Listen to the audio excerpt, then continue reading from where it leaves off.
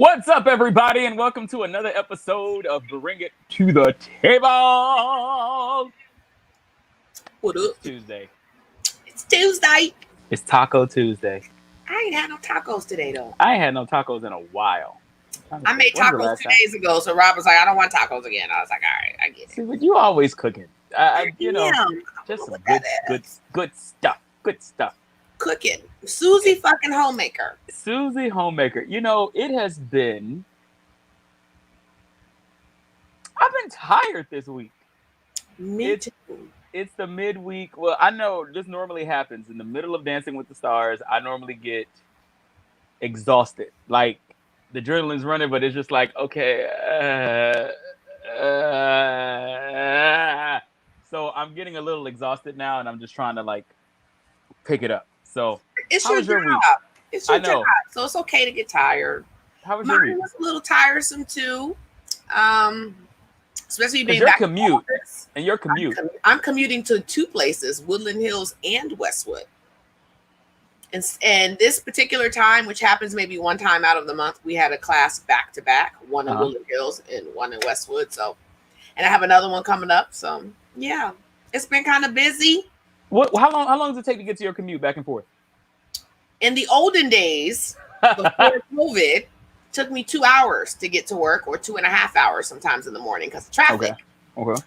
Now it takes me about 45 minutes to get to Westwood, and it takes not me bad. An hour and 10 minutes to get to Woodland Hills. Okay, that's not bad. Yeah. That's not bad. Well, you know, a lot of things was happening these last weeks. You know what's funny? Every day is something new. Of course, you know, brand new day, you wake up. But I'm just saying, the fuckery doesn't stop. Like, every day. So let's just, Gene, before I get into it, go ahead and talk about the cheer and lock them up. Like he said, the fuckery doesn't stop, but it does while the children are out, and then we put them up so we can continue on. Put up your elderly people. Put up your children, your sensitive Republicans. Put them up. Leave them up. But bring the other ones back. I'm sure everybody has heard about the rapper, you know, arrested after bragging about the unemployment fraud. You know what? They need a box when they arrest people that says you were arrested for being stupid. Wait a minute. The funniest thing, though, so his name is Fontrell Antonio Baines. He performs as Nuke Bizzle. He illegally obtained $1.2 million in jobless benefits intended for workers idled by the coronavirus pandemic, the authorities said. Here's why I'm cracking up.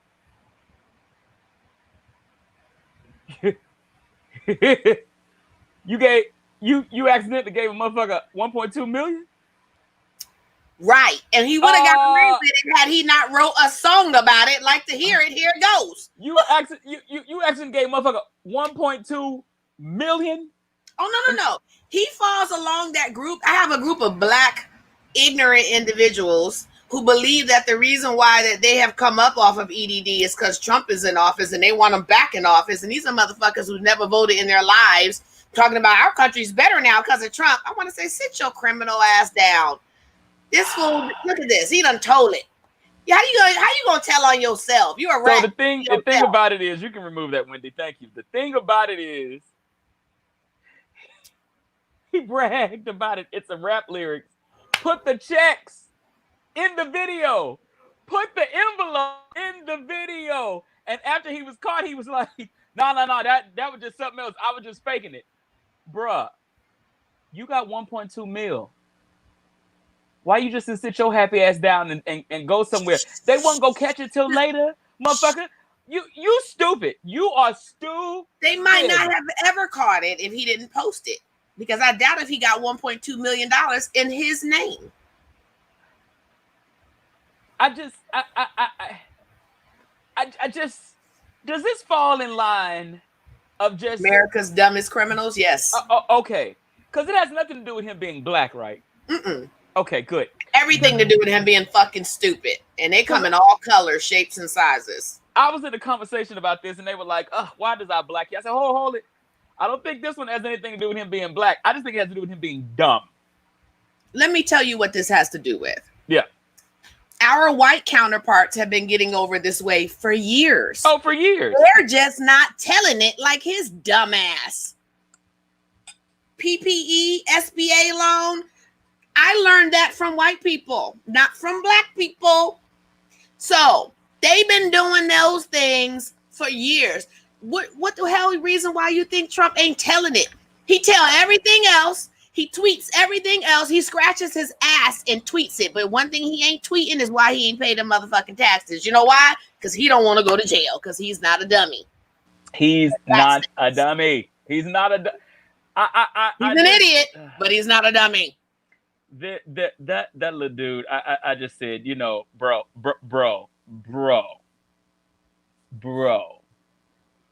What you should have been doing with that 1.2 is for you basically paid yourself $1.2 million to get screwed in jail. You somebody's bitch now. What should have been doing is.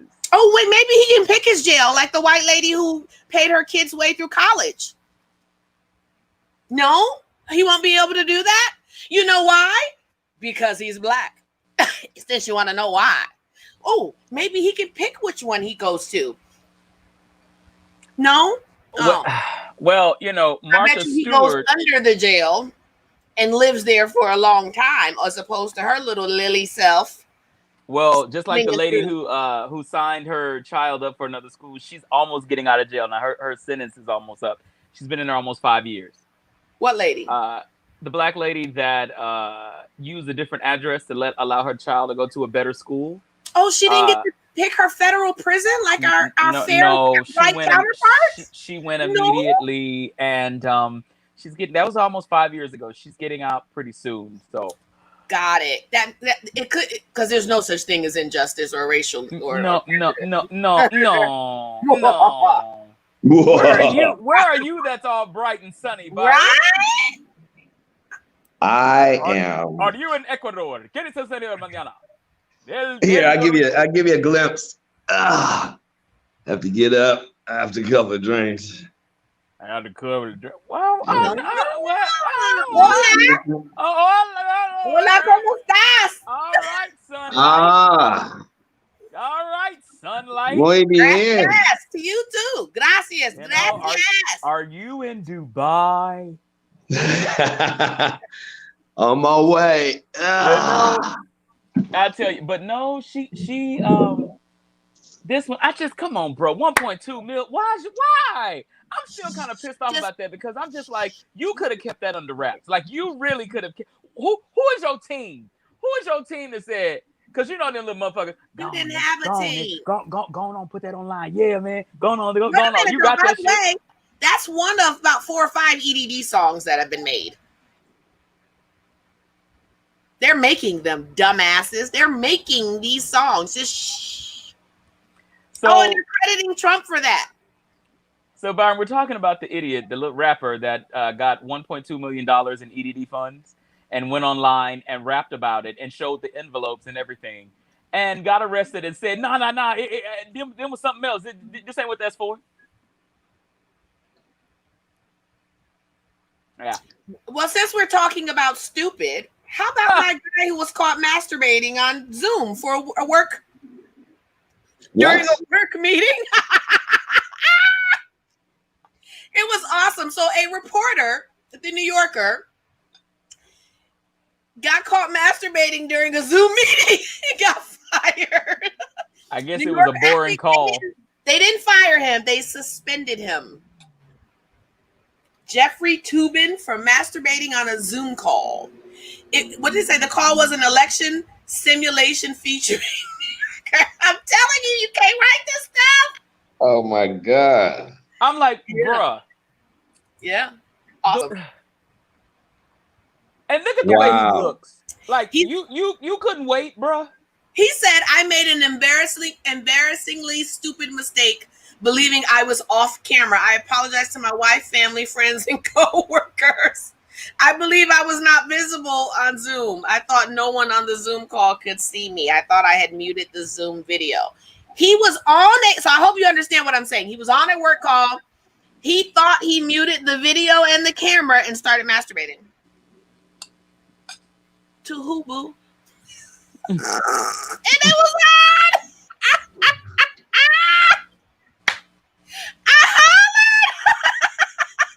I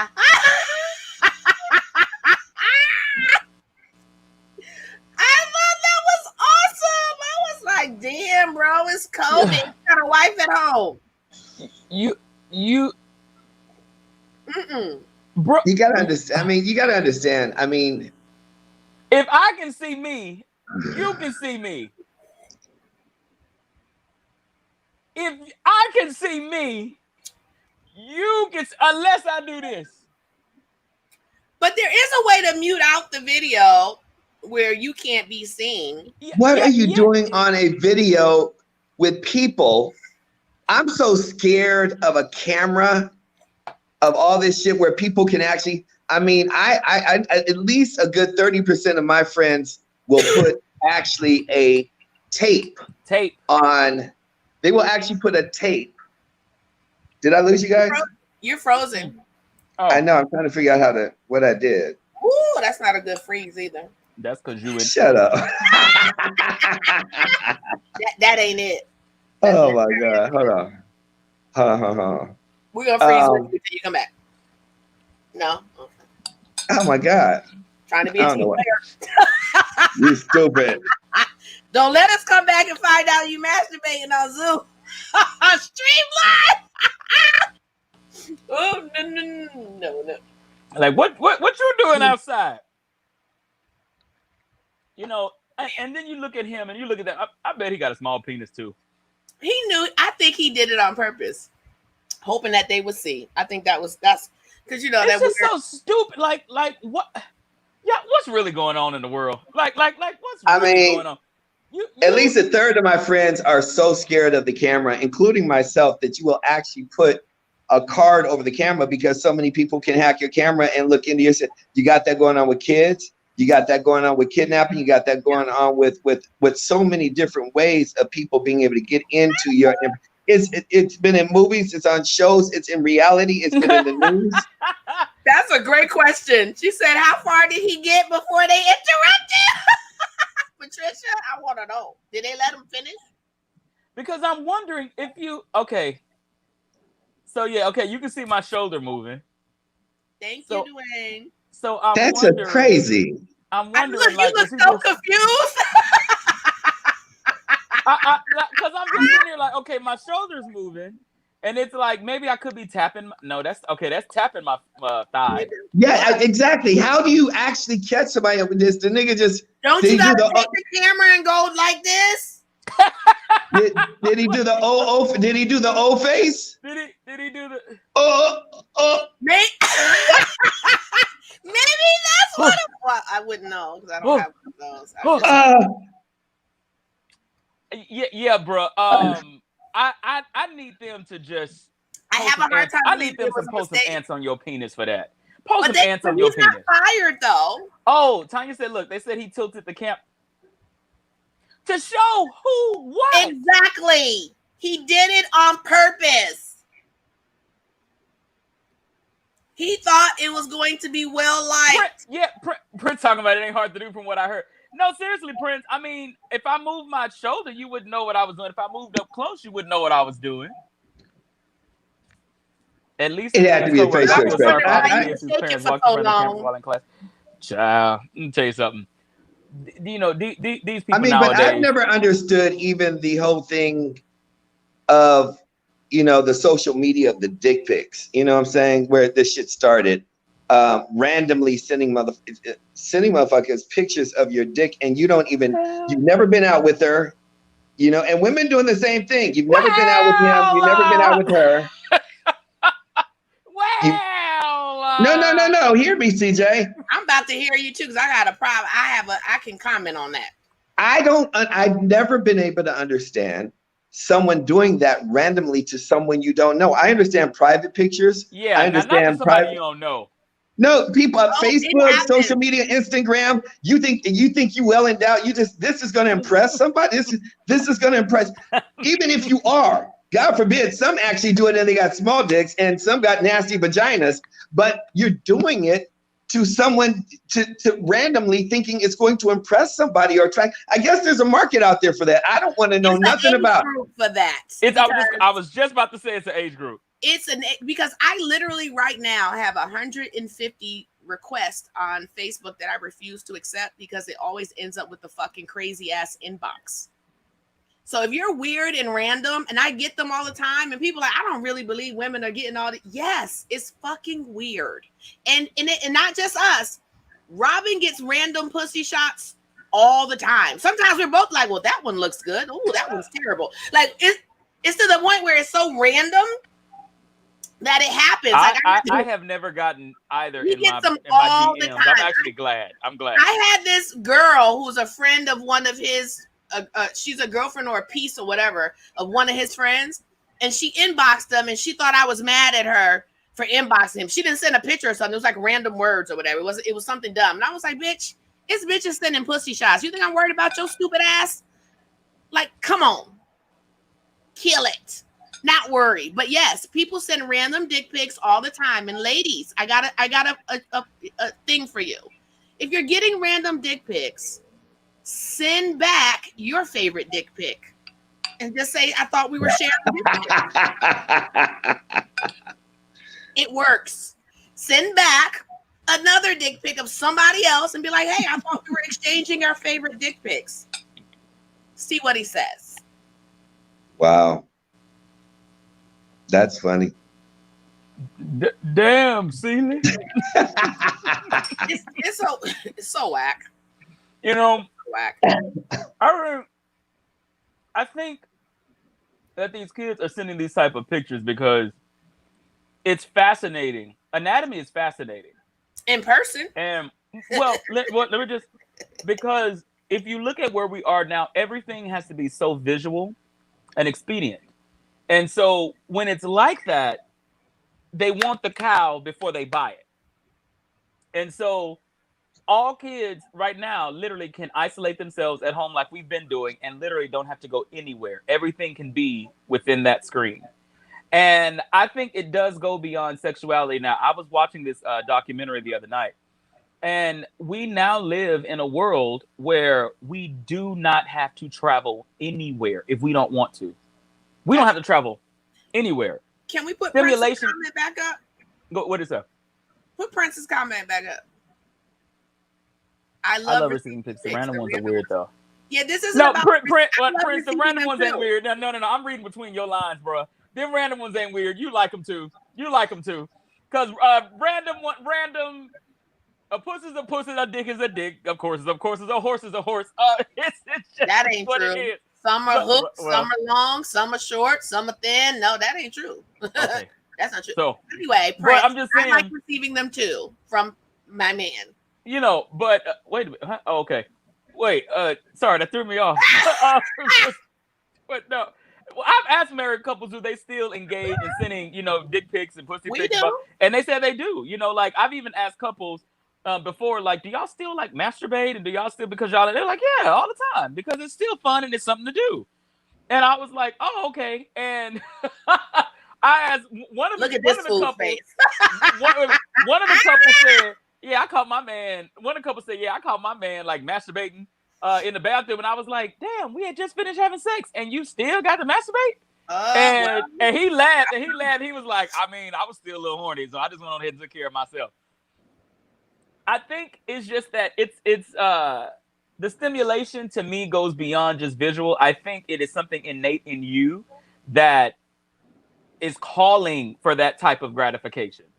Like, I think maybe something happened in your childhood. Maybe you just got an obsessive behavior, I really do, because I don't think that. I think it's just the fact that we didn't have that technology back then. I mean, we had magazines. We didn't have technology back then. A magazine, we had to wait for that to come in the mail, or you had to go buy it.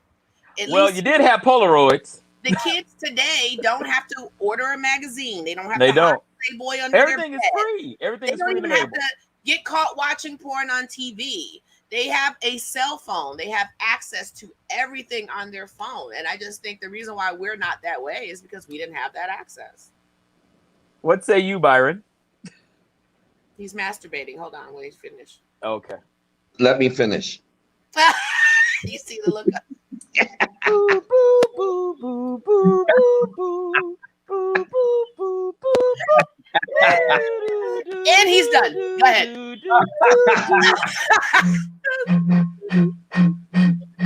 And one. I wish it was that quick. I like making videos with my man in certain positions and send them to him when I'm in the mood. I agree. I agree. I concur. And say what in the message? You remember this? I think there's nothing wrong with that if that's your man, but when it's some random ass fucking Right. stranger danger sending it to you, you're like, what the fuck? Stranger danger. Get off of here. Get out of here. This is, the most annoying inbox in the world. I just got to say this because it's so bad. It's, hi, you cute.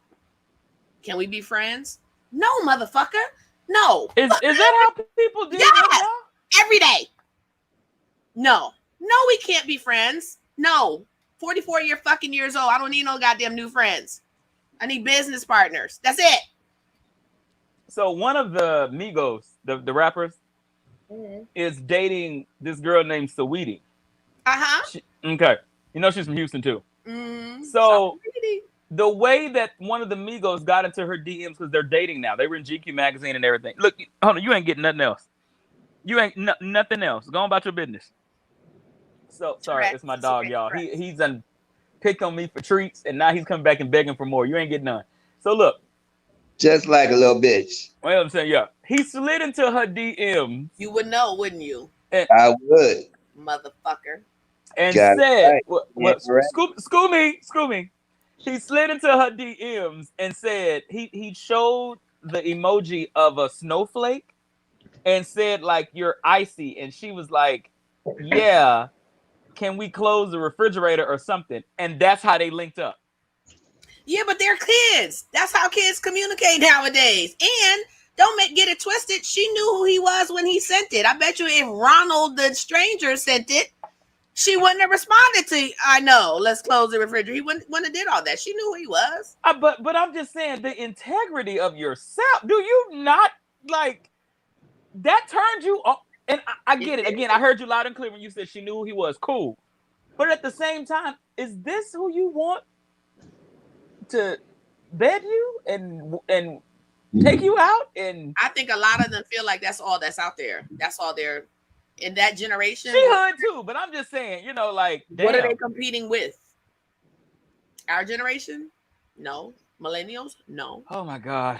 That's the best of their crop, from what I see. When you put it like that, oh my gosh, that's terrible. Like when I watched the Billboard Awards last weekend, and you back for more, huh?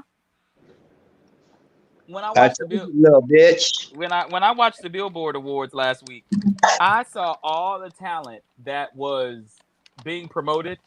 Here, buddy. Now go on about your business. You mean all the trends that were being promoted? Yes. Because there's not a lot of talent out there anymore. It was sad. It was really sad. From that little boy that did that Old Town Road song, from even Sia with the bow and the hair looking like top ramen noodles.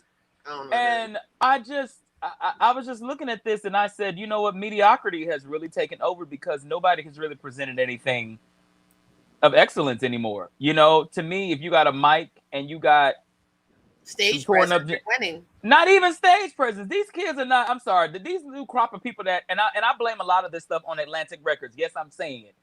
Atlantic Records is signing a bunch of bullshit artists. They are, and when they promote them on Instagram, I'm like, who is these people? To me, nowadays, anybody that can passively, because I want y'all to notice something. There has not been any really good-looking black dudes that have been signed in a very long time. I want y'all to notice that. The white girls that have been signed are all blondes, all teeny boppers, and they all have the same sound. I wonder why is this trend happening? Like, I wonder why this trend is happening. Like, I look at it, I'm like, Atlantic, what are y'all doing? What are y'all doing? I think it's I think it's deliberate to an extent. If you can water down and you can take away the quality from our craft, you can take the craft. And so there are certain genres that they were never able to take. So they can't beat them, you join them, right? And then once you integrate and you join them, you change it. That little boy that had that Old Town Road song, when I saw him at the Billboard Awards, I was like, this is a joke, right? Like, this is an absolute joke, right? Like, this is not real. But Like, there's some talent out there. Like, I like DaBaby. I think DaBaby is talented. He's a very talented rapper. I like Lizzo. I love Lizzo. Love Lizzo. I saw her in concert and I thought she was very creative. I liked her.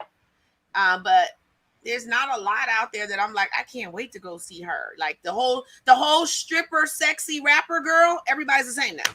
Everybody's the same. After Nicki Minaj, Cardi was probably the only one that had her own. Cardi was the only one that had it. Just something about but now Cardi everybody is a stripper rapper. By the way, Eve started that. Eve was taken out of the strip club. She was like the first one to come out of that. But all of this and mind you, I love Megan Thee Stallion. Like, I think Megan. There are some people that actually. I'm not a huge fan. Well, there are some people that I think that just has that it thing. Like it's a tangible. And I think Megan has that it thing. She ain't the most articulate, you know. No. It's something about the sound of her voice. However, I think she's smart. Yeah. I like that about her. Look who she teamed up with. That, you know, and I like her because H-Town is taking care of her. That's why I like Megan Thee Stallion. Now, talking about artists. Okay, so y'all know, unfortunately, we lost, Chadwick Boseman. And they're trying to figure out, what they're going to do about the new Black Panther. Is the sister going to take over the spot, or are they going to cast somebody else? But anyway, Chadwick Boseman's wife files probate case after actor passes away without a will. Boseman not having a will in place, before he succumbed to the 4-year battle with colon cancer is sparking renewed conversations about the importance of estate planning. I think that this is really important in our community because a lot of us, we don't have wills, we don't have burial insurance, we don't have life insurance. A lot of us just don't. And I think it's time for us to start having that conversation as well, because a lot of people, they plan and plan and plan for the life they think they're going to have, and then they up and die, and then somebody else is, So in this case in particular, his parents are given half of his monetary estate, and the wife is given the rest. And so she is like fighting for mostly all of it because she's like, I'm his wife. We were married before he died. What do y'all think?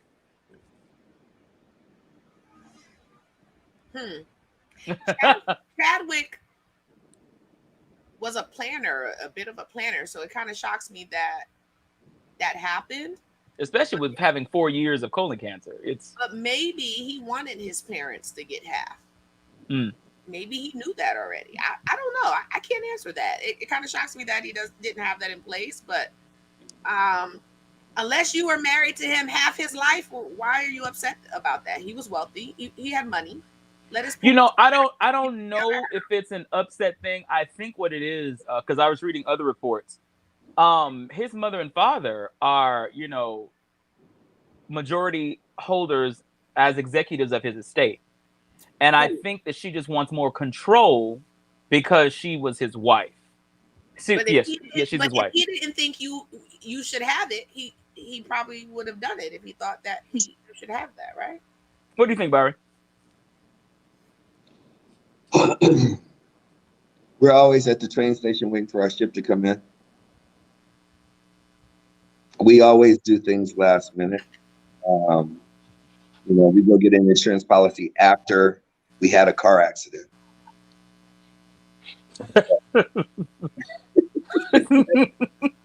reality of it. I've been having conversations with my son and Cameron, and like right now we're shopping for a duplex for him. I have a property in Long Beach, one in Paramount, one in Downey. And I was going to move him into it because I almost made the same mistake with him that I did with my father by not really paying attention. But he is paying attention. He's very clear about his finances. He's very clear about, he's very frugal with his money, and he knows how to make money. The next step is really the only thing I have with him is his hygiene. You know, if I could get his organization and his hygiene together, he'd be the most perfect child on the planet. Being a boy and being raised by two separate parents in two different ways, you know. But the evolution of what's going on now is really a collapse. It's finding the people, you know, I was having the conversation last week, it's finding the people who want to have the conversation. Most people don't want to have the conversation because most people don't have any money. They don't have any money because they don't talk about money. Mm-hmm. Very, I don't know if you got what I just said there. It's like, Mm-hmm. you know, you don't have money because you don't talk about money and you don't plan. We have all these other things. We're busy. You know, I was having a conversation with a friend of mine this morning, probably about 6 this morning.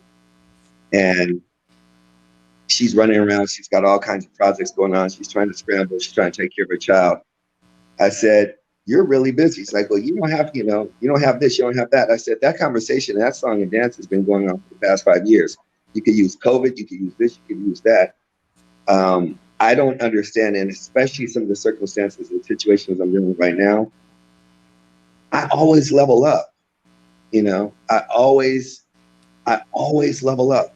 And I don't know if it's a lot of it has to do with my father, you know, and it really has to do with downloads and how you program your brain.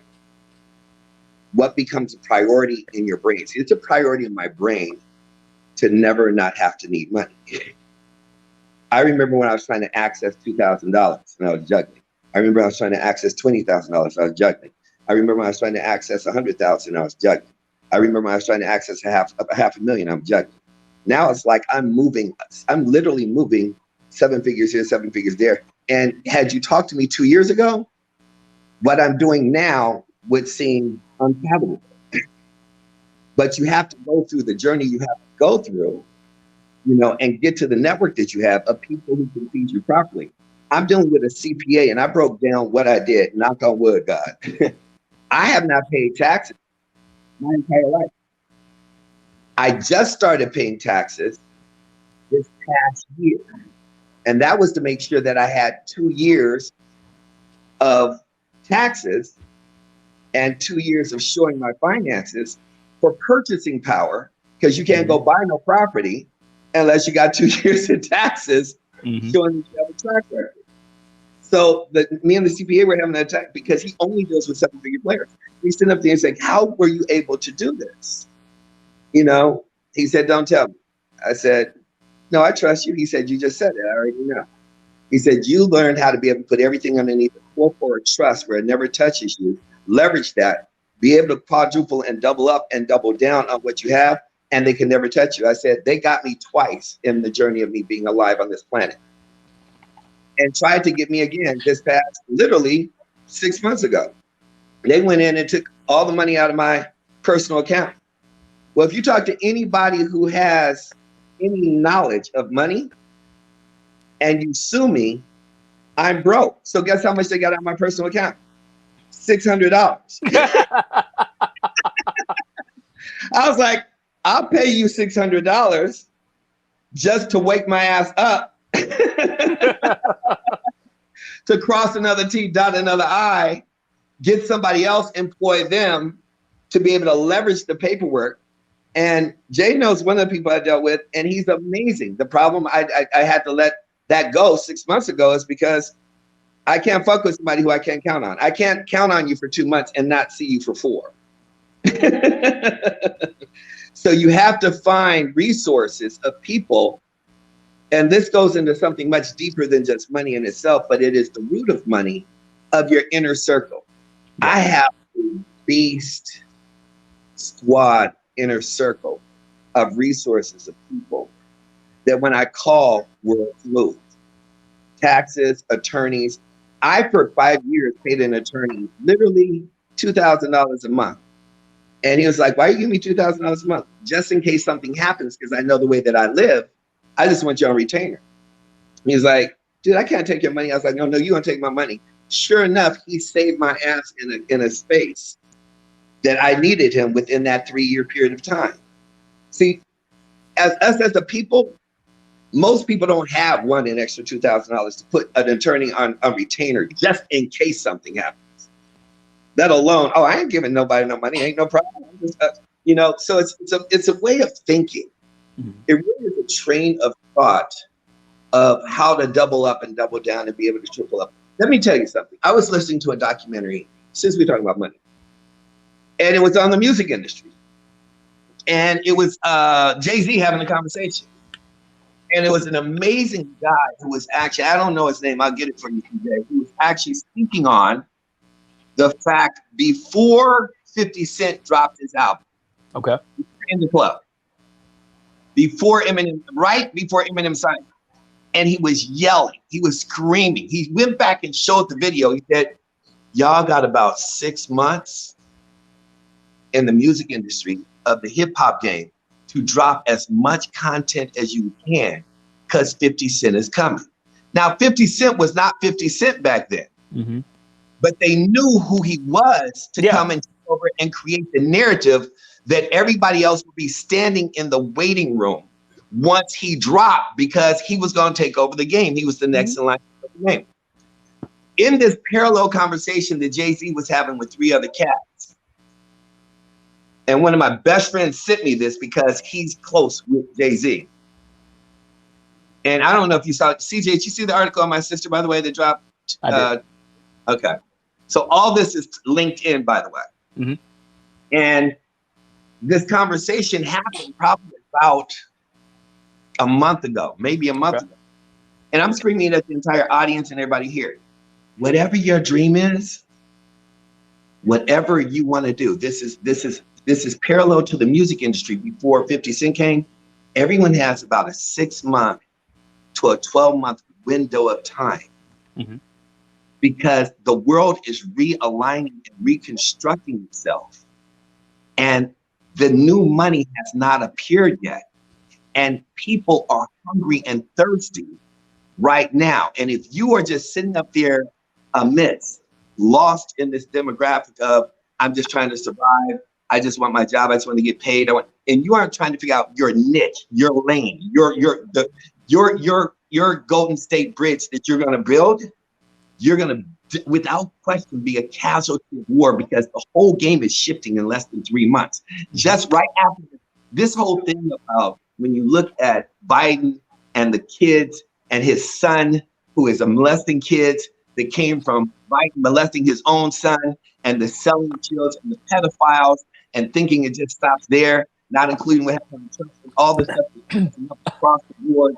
And people, I mean, these are true facts. This is not hidden information. This is not, you know. Which one do you guys want in office? Rapist number 1 or molester number 2? So when you understand how rude our entire world is with the leadership that's in place, it's not that we're screwed and we're living in hell. It's that new leadership, good will always win over bad. It's just a matter of when, how, and where.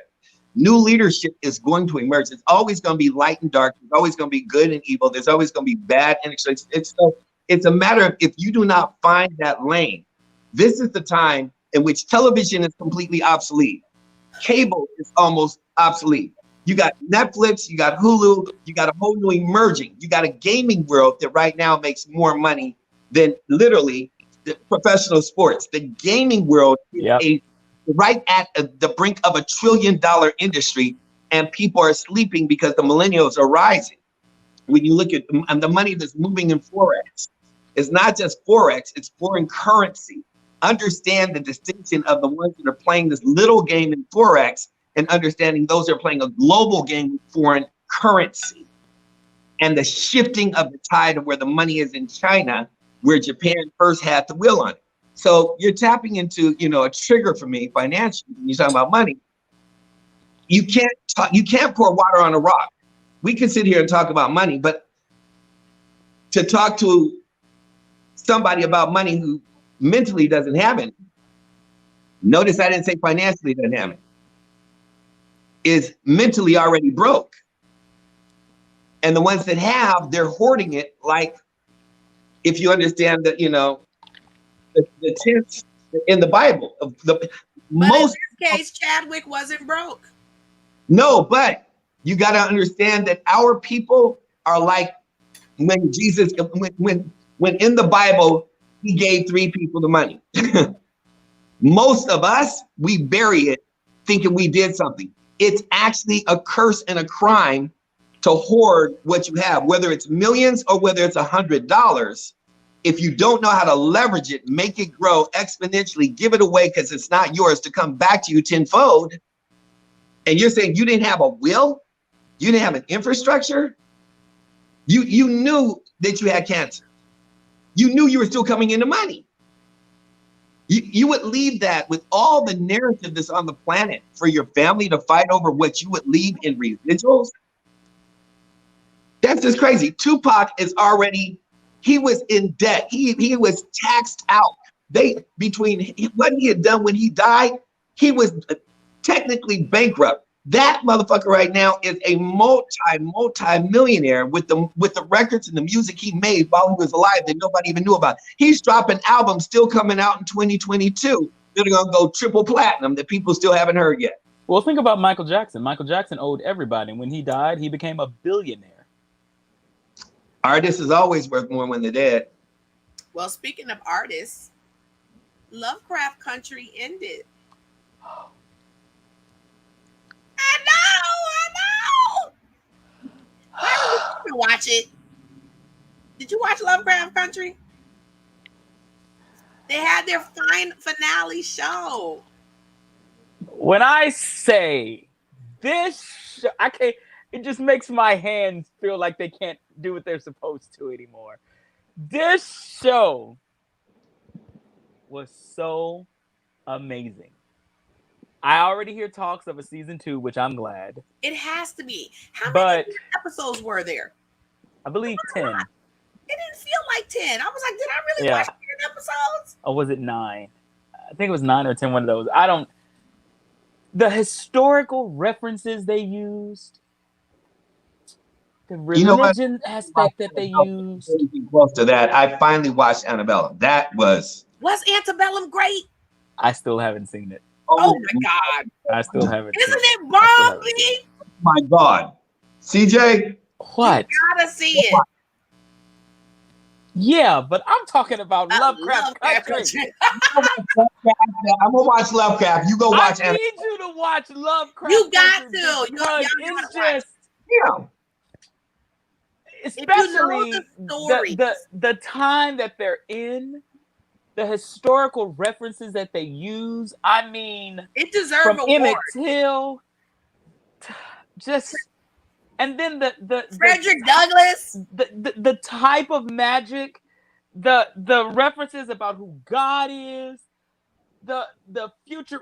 It's just beautiful. They explain church, state, spirituality, witchcraft. They put it all together because, by the way, in this world, they all live together simultaneously. Whatever you believe, whether it's God, whether it's Allah, whether it's in witches, whether it's in the universe, there are people on this planet right now that live in those parallels, and they combine them all. And then all the white folks would die in the show. They would die first and last. From all white people, which isn't true. You can't do. They have their own, but still, it was just so well put together. Like the cinematography, the period piece, the actors. Hulu or Dave, Annabella is a doll that was killing folks. Antebellum is a plantation in Louisiana. And it's based on a true story. Wow. It is. That's what messed me up. Remember, I said after I watched it, I said, I bet you this has happened many times. Oh, well, no, there was a case, and you can actually Google this right now. I think it was in 2015. There were people that were in the Mississippi Delta where there is no technology, no anything. They were still working as slaves on a plantation, thinking and did not know that slavery was over because there had been generational pass downs of family. 100%. Like, I put you in my will, you belong to me, and blah, blah, blah. And these people never ventured off of the plantation. And so these folks still were working as slaves for free. And one lady... Which is called, by the way, today, prison. Just so one lady ventured out or found out something and went to the local town and was like, where is y'all master? Like, why are y'all walking around with nobody protecting y'all?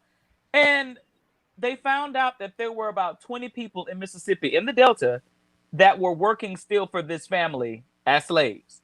And this happened, I want to say 2015. I want to say this was recent. And so Antebellum, Right, yeah. So Antebellum, I believe it. I believe it. I believe they've been kidnapping us and capturing us in poor places in the South and driving us out to the bush and making the motherfuckers work. And I hope every last one of you that do that are being murdered in your sleep. Come on now. If 1,000 and some girls in Nigeria can be gone and disappear, imagine. You think they took them kids from Haiti? They either sold them into sex trafficking or they working at a plantation right fucking now. Okay, so do you think Tick is really dead? Yes, in that life. Remember, they have a time machine. I know. I was wondering if is Christina dead? I like Christina. She's bad as fuck to me. Is Christina really dead? No. It's not dead because Ghost ain't dead. Have y'all, you know what? I never watched Ghost. Have y'all watched the new series? I can't. I have Frontier Cable and they did away with Stars. I'm like disgusted. And I have to have it. Well, no, but you can get the Stars app. They're running a thing for $5 a month. It's a Stars app, really? Mm-hmm. The Stars world app. Look, never mind. I'll get it. Yeah, Stars app. There was something else. Going back to what you said, Byron.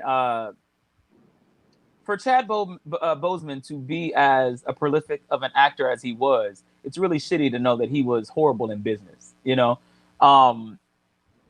you knew you were had a terminal disease. I'm not going to say dying, but just had a terminal disease for the last 4 years of your life, and you planned for nothing. You know what? I think he married her basically on the deathbed. Like you couldn't do a wheel right then and there too.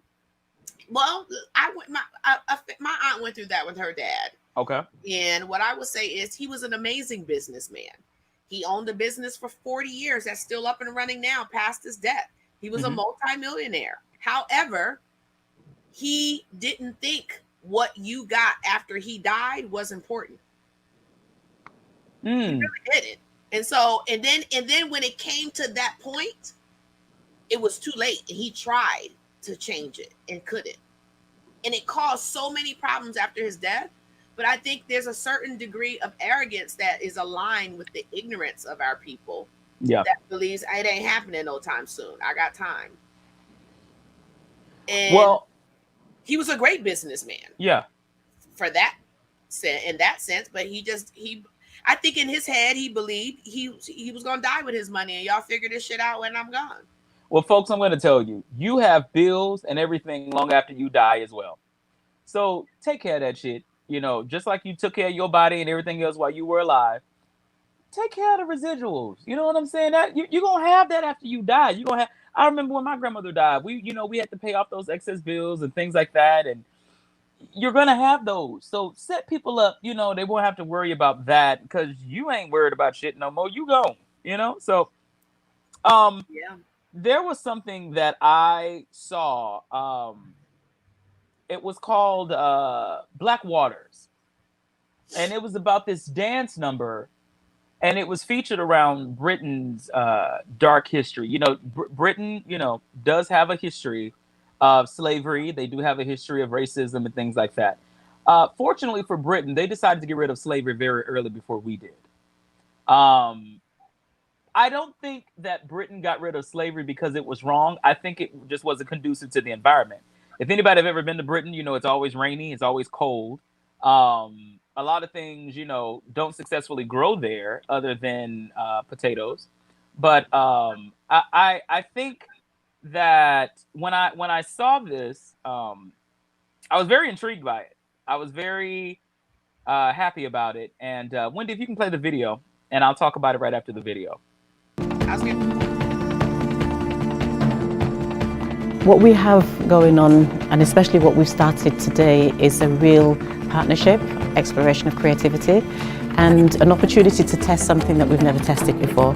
So we're in the studio today in our Phoenix home looking at a new way of working, a new kind of collaboration when we're fusing languages.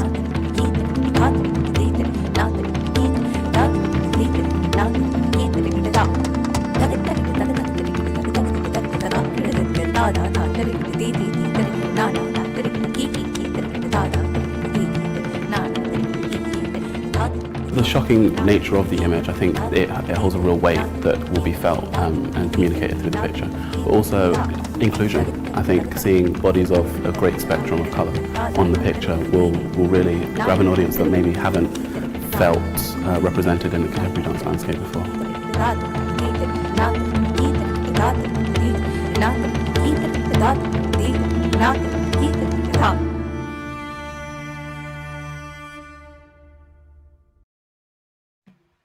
So in the early 20th century, an atrocious event occurred at the Kala Pane prison in India's Andaman Islands, in which Indian independence activists were tortured. Like, I'm talking about brutally tortured. This was owned by Britain, by the way.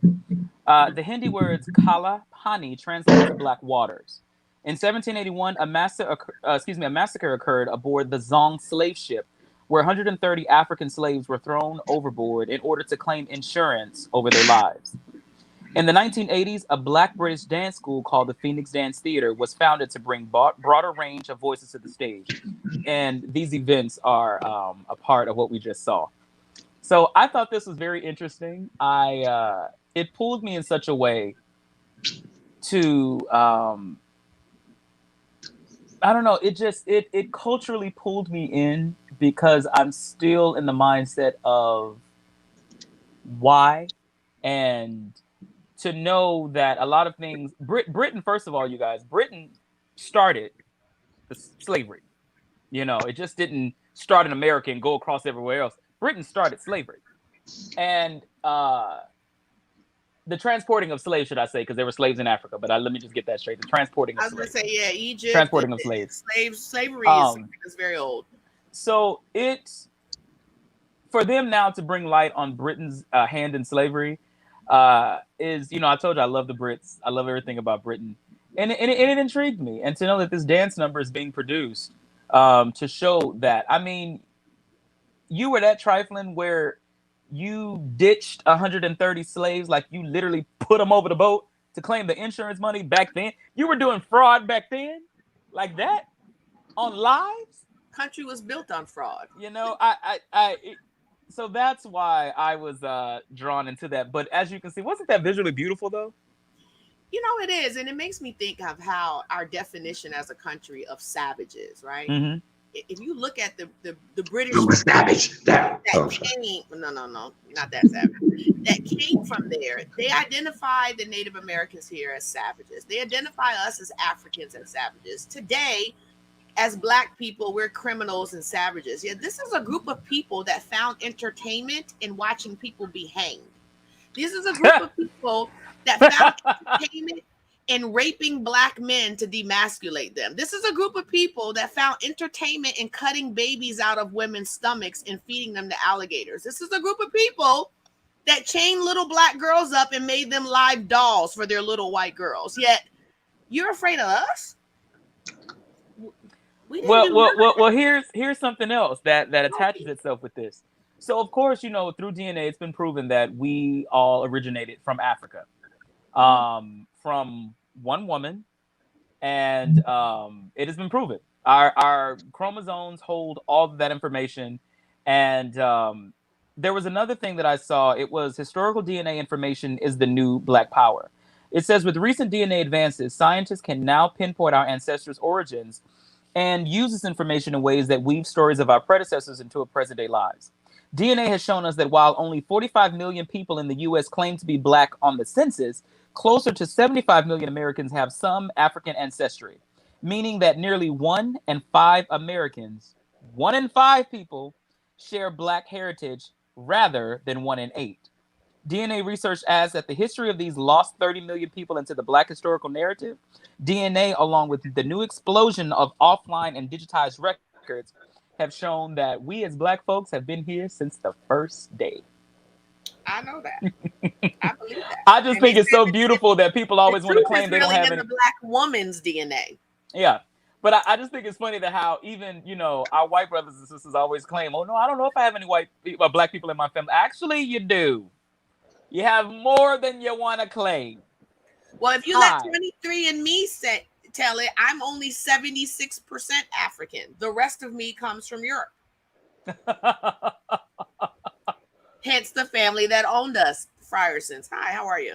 I have so many 4th and 5th British and cousins in Wales that have contacted me on 23andMe, and I did Ancestry as well.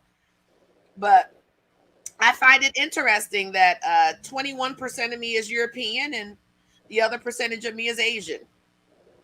What that means, I don't know.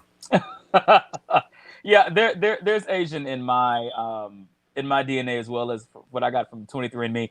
It was the Myanmar people, and it was actually Japanese, and it was Chinese. And I said, oh, okay. And I have several other cousins that had the same almost amount of Asian blood, and we're trying to figure that out. Like, but it was said that there were a lot of Asians in the Louisiana area. So the Creoles and the side of that. Because what 23andMe combines Asian and Native American in the same category, which I thought was pretty interesting. That must be something new. They didn't do that for me. Yeah, they put East Asian and Native American. They combined it for me and said that part Chinese, Filipino, Southeast Asian. And maybe that's why I love my. That would make sense because of the Bering Strait. Because back then they were coming over on the Bering Strait, so that would make sense. Yeah, then the rest of me is African. So the talk about reparations has come back up, guys. Do you think? Why can't we get it? Oh, okay. I'm sorry. Let me ask. Do you honestly think that we can get it? It's so many of us now. Is there enough land, or in the areas? Would you want to get land in Wisconsin? Would you want to get land in Montana? Jews got money. No, I know, but I'm saying, since the conversation is now being had again and is actually being serious, even Governor Gavin Newsom was talking about reparations. Do you really think that it is doable, that we can actually get reparations from slavery? Those motherfuckers can do whatever they want to do.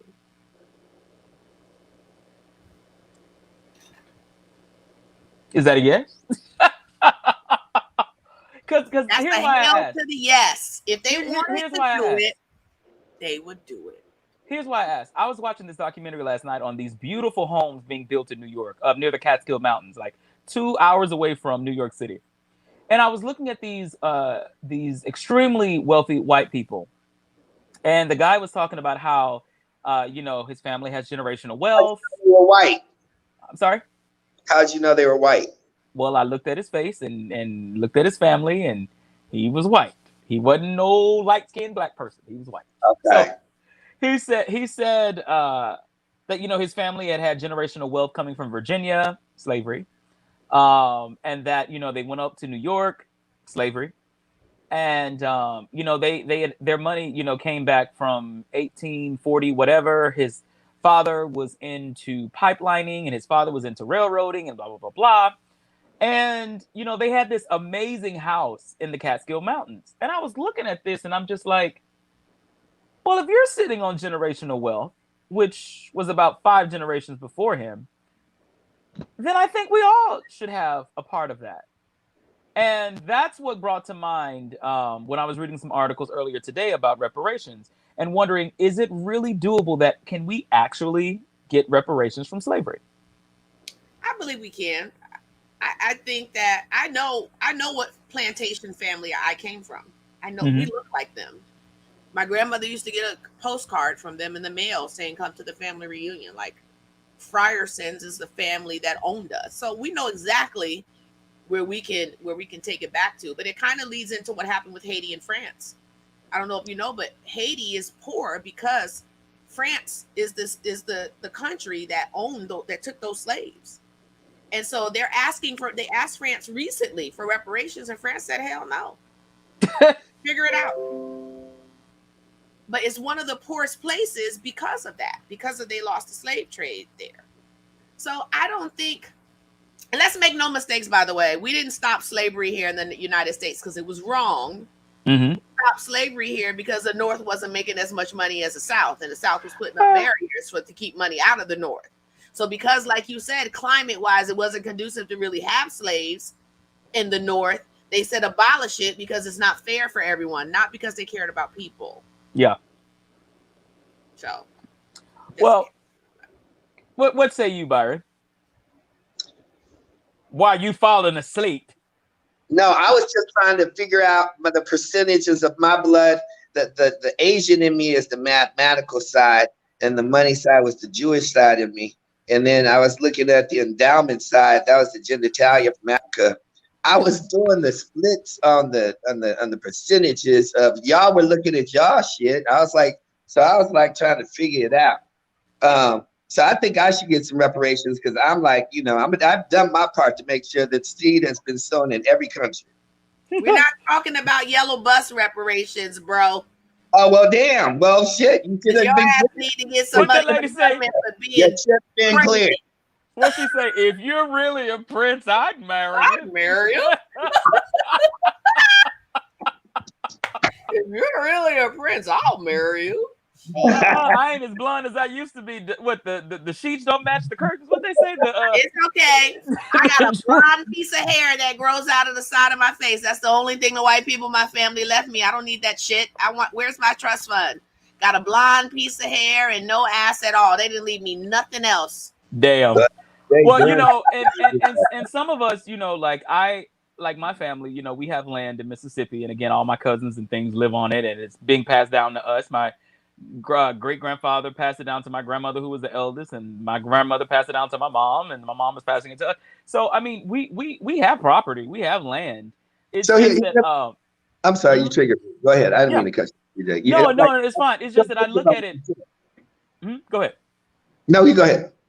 I was saying, so I look at that now and saying that, you know, we can actually trace our land back to who originally owned it, what was on the land, was on the property, and our land does very good for us. So I don't know if it's actually doable to give families reparations. Our I mean, plantation still exists, but we don't own it. So let me tell you what I want to answer honestly and you know, awake and astute and intelligently. Yeah.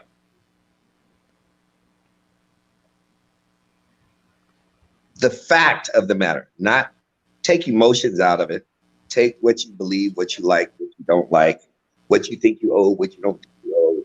And let's just say that we just gave right now, specifically since we're talking about blacks reparations. Let's just say we did it. Let's just throw a motherfucking party and say the shit is a wrap. In fact, right after election day, by January 1st, reparations goes into effect in the entire year of 2021. Everybody's going to get their piece. Here's the problem. By 2031, the people that gave it to us will have it all back. Because they were never taught what to do with it in the first place, or they wouldn't be in the position that they're in right now. Because you can say, you know, nobody introduced me to Jesus. I don't know what you're talking about in regards to Jesus, a rapper at 5 years old. At 18, you're responsible for what you've seen, what you know, and what you've heard. At this point, you're responsible. You can sit up there and say, well, I didn't have a mommy and daddy. And, you know, you can run that story till you're 25 even. But at some point, you're going to have to take responsibility for your life. Mm-hmm. At this point, it's across the ground right now. Even kill. Now, there's still evil powers and good powers. There's still motherfuckers that are running people in the ground. There's people that are twisting. There's you know, there are people that are actually, you know, sacrificing and, you know, live people and playing with the devil and all that. But across the board, to have an amazing life and leave generational wealth, it's an even playing field for everyone right now on the planet. I don't think reparations could even give that. It wouldn't. And whatever was given would be taken back because they wouldn't. You look at it, I look at it like the lottery, Jay. I look at it like the lottery. 90% of the people that ever win the lottery end up owing 3 times more money they ever won. I don't think reparations should be in the form of cash. I think reparations should be in the form of the same way that Asians and Latinos and people from other countries are able to come here and access certain types of grants and business loans that we don't have access to and we live here. I think reparations should look like that. I think we should be able to go into a community and be able to purchase businesses and commercial property at a discounted rate or have certain grants issued to us to be able to do that. I don't think reparations should be cash. People will fucking blow that shit up and do nothing with it like they're doing with this EDD money. But I do think if you are... I just got my check from the government. I'm going to get me some titties. They're going to be at the Louis Vuitton store. Like, get the fuck out of here. I don't think reparations should be in the form of cash. It should be in the form of property and business Titties. and education. It should be maybe you are eligible based on your grades to go to this Ivy League college because of that. Right? Right? The government gives up for you serving time for the government. I think that it should come in the form of those three things. Not Bad boys, what you You gonna hear that, do? Becca? What That's you gonna not what do you're gonna- when they come for you? Bad boys, These is live. Nobody's gonna take it, no pity. I'm gonna go to liposuction. You give me some money? Yes, I deserve my Look, reparations. I It's a mean, titty. some folks What took you that doing? I'm stimulus gonna check. get a penis enlargement. What you doing? I'm gonna go get me a Cadillac. Chinese Some folks Americans, took that, Japanese yep. Americans can come here and they just open businesses like that. Poof. They do get property. They do this. They do. I think that we should be able to have that type of access to creating our own wealth now, since Yeah. we don't have any generational wealth to really tap into. Yeah. Well, That's- you know, and I think, and I'm glad you said that, Gene, because I think those are very valid points. Also, I think that nowadays people are creating startup generational wealth. You know, I think that if you look at the millennials that are the children of these celebrities now, you know, a lot of them like Run DMC, Simmons, you know, the kids are grown now. LL Cool J's kids, all of them are grown now, and all of them are now like Magic Johnson's kids. Have their own They're family. now have their own families and are, you know, have started businesses, are wealthy now. So I'm glad that I am seeing it. You know, I just But you should be able to walk into a bank. You should be able to walk into loan. Yeah. Right? Where you have to illustrate what you're going to do. Reparation loan. Y'all hear that, government? Reparation loans. That's what we should be able to get. This community has X amount of properties that can go to people for reparations for you to change, so your kids can have access to that school district.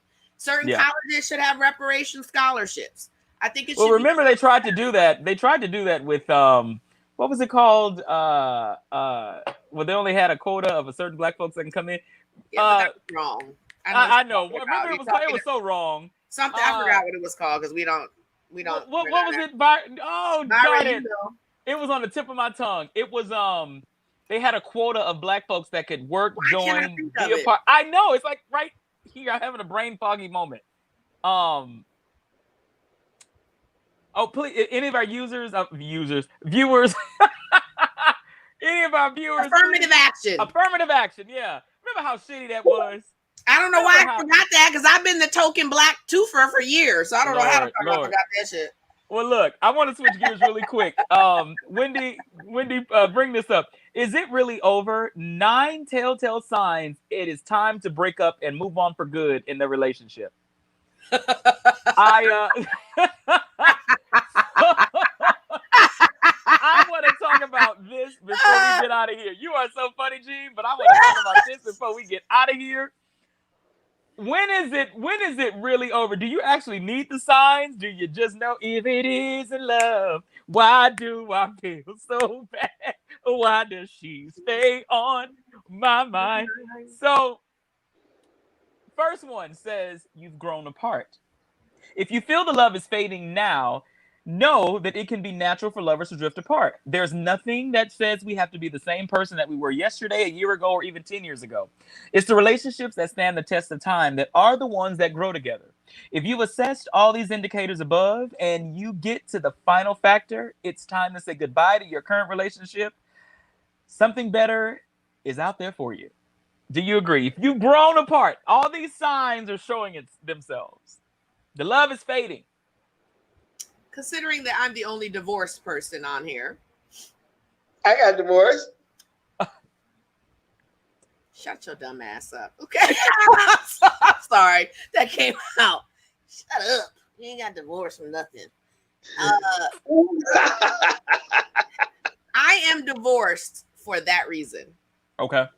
Okay. So, and I would say, because I was with Cameron's dad since I was 13 years old, 14 years old. Right?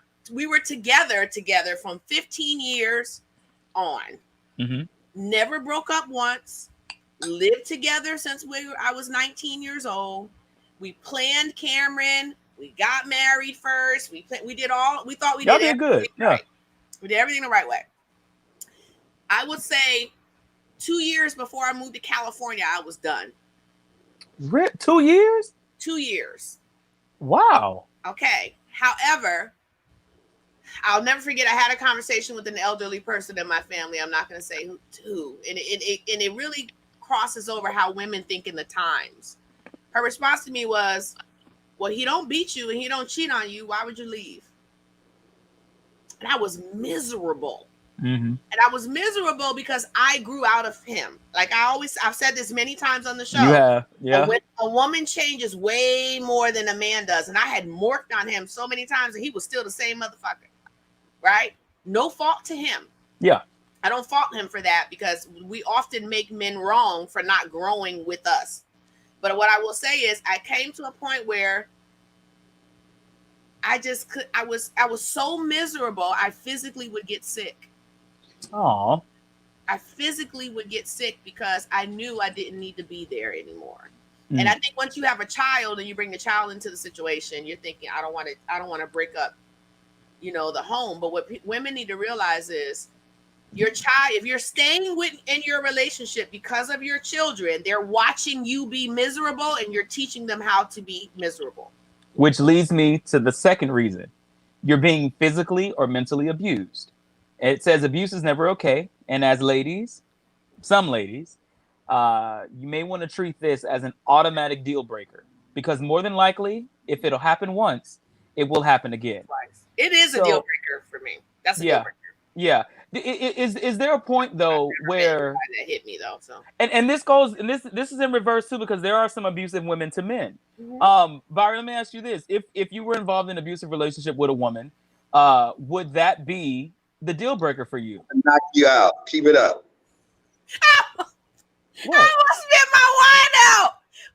Who putting hands on B? No. I'm just asking. Would that be a deal breaker for you, Byron? It was a deal breaker. And then was calling me to fight. Beat her ass. That bitch hit me, Jay. Get her. I almost married her. And I mean, and my father, thank God I had an extraordinary man in my life and a father that cared enough to share. Is like, if you aren't happy now, marriage is going to multiply 1,000. And so many times, men, when they have not become who they need to become, have not evolved fully into their own knowing, are misled and can be manipulated. Yeah. And can be taken by the ear. And especially if you had the upper hand and you lost the upper hand because you fucked up on something. Okay. Now you're really fucked up because you're feeling out of guilt, you're out of obligation and a debt. And you're like, okay, I'm going to make this right. I'm going to make it better because I really do love her. Mm-hmm. And so in that case scenario, I was being completely abused. Okay. Wow. I can honestly and transparently say I was emotionally and what broke the camel's back in that one case scenario is it happened twice. Okay. And the second time my father told me to leave. The first time I was already emotionally a wreck. I mean, I probably lost. I mean, I didn't work at all. I mean, I maintained my business, but I can honestly tell you each year that relationship for 2 years cost me at least $250,000. Okay. I mean, we would eat just to find a way to try and make it. And we weren't even eating. We would just, you just find places to go and you're like, maybe if we go out to eat and it becomes, a habit. And by the end of the dinner, you want to take a bottle and throw it at each other. You know what I'm saying? Okay. The same thing that Jay was just saying. You're just miserable, but you're like, you're optimistic. You're like, I'm going to make it work. I'm going to figure it out. But there is no way out except to get the fuck out. To get the fuck out. So she actually hit me the last time. The first time I caught myself. The second time she went off and wailed and hit me with an open hand slap in the bathroom. And I don't know if you remember the bathrooms that have glasses that slide, the glass. Yeah. I put her through both glass panes at one time. And I reacted. I mean, I was just, of course, because I didn't even see it coming. And I immediately turned, and I'm one and I was like, okay, I gotta go. This is done. We're done because I'm gonna end up in jail. You're gonna get away scot-free, and I am 100% about no man ever putting their hand on a woman, as Jay knows. But there are some women that can provoke you.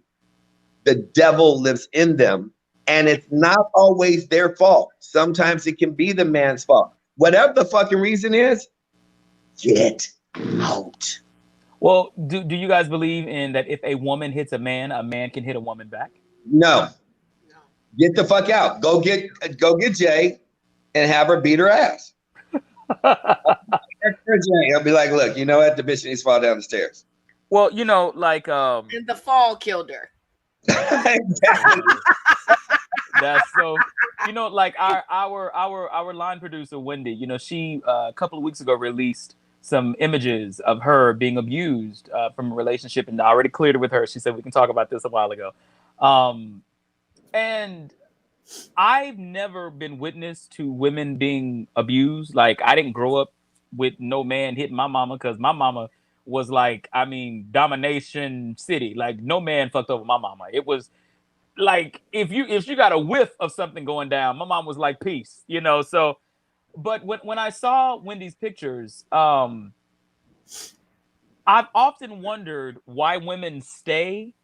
Why? Because sometimes some women are not born into abusive relationships either, and they get into one.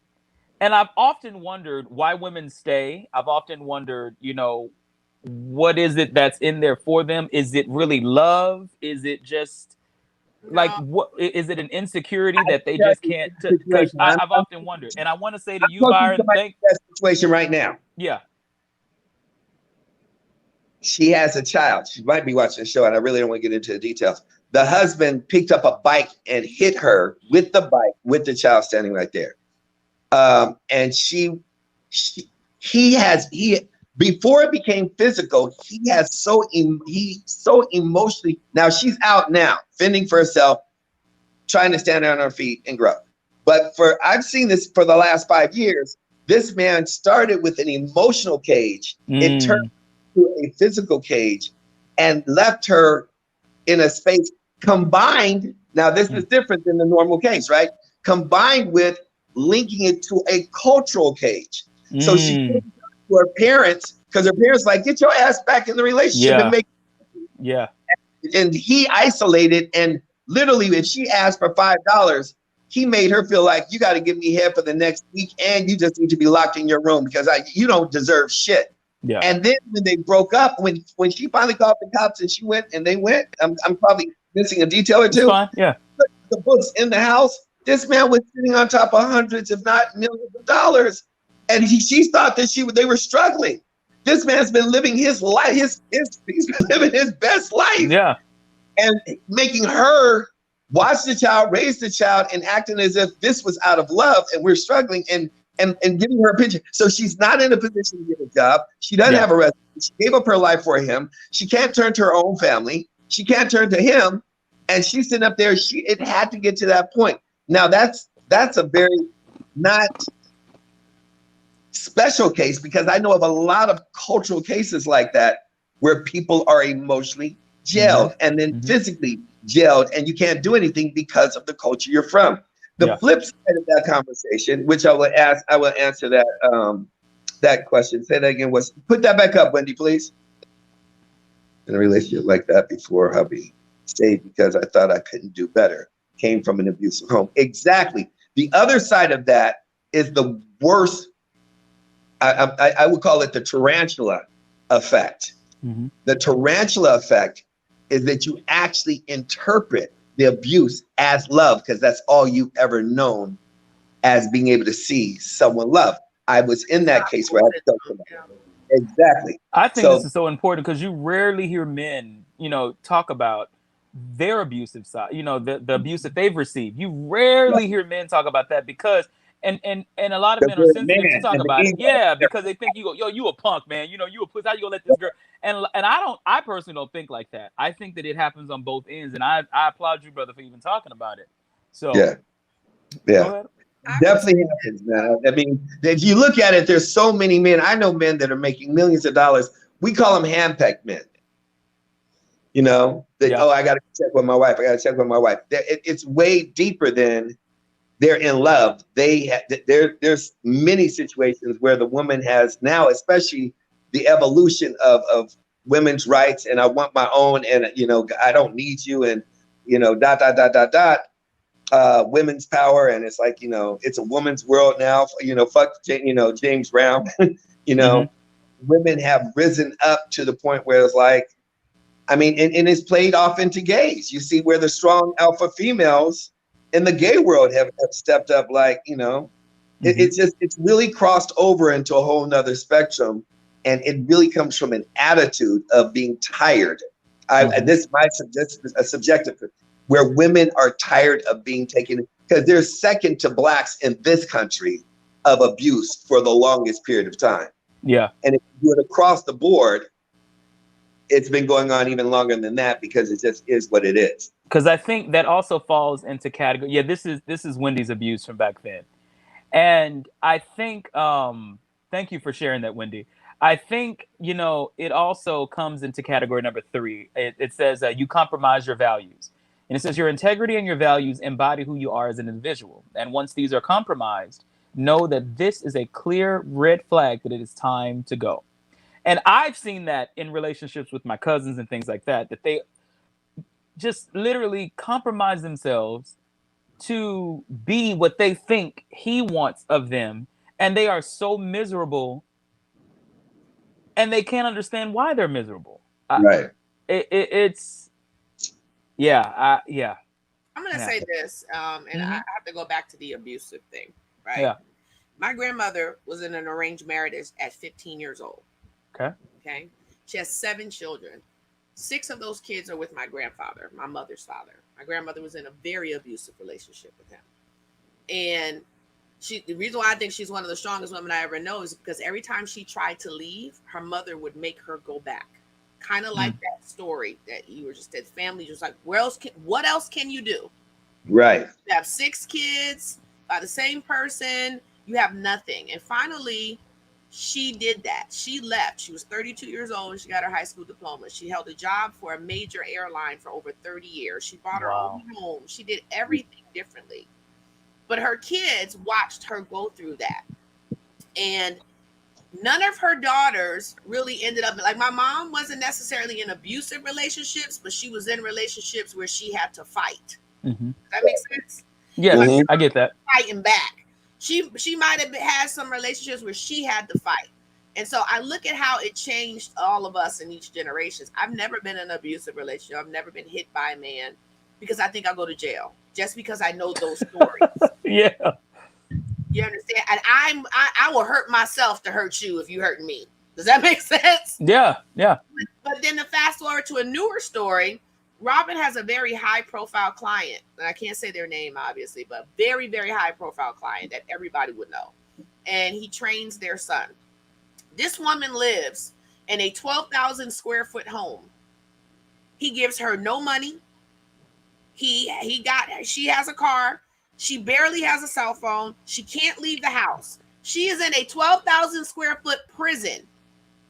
And when he gets mad at her, he won't pay the bills. He'll sometimes let an eviction notice show up on the house.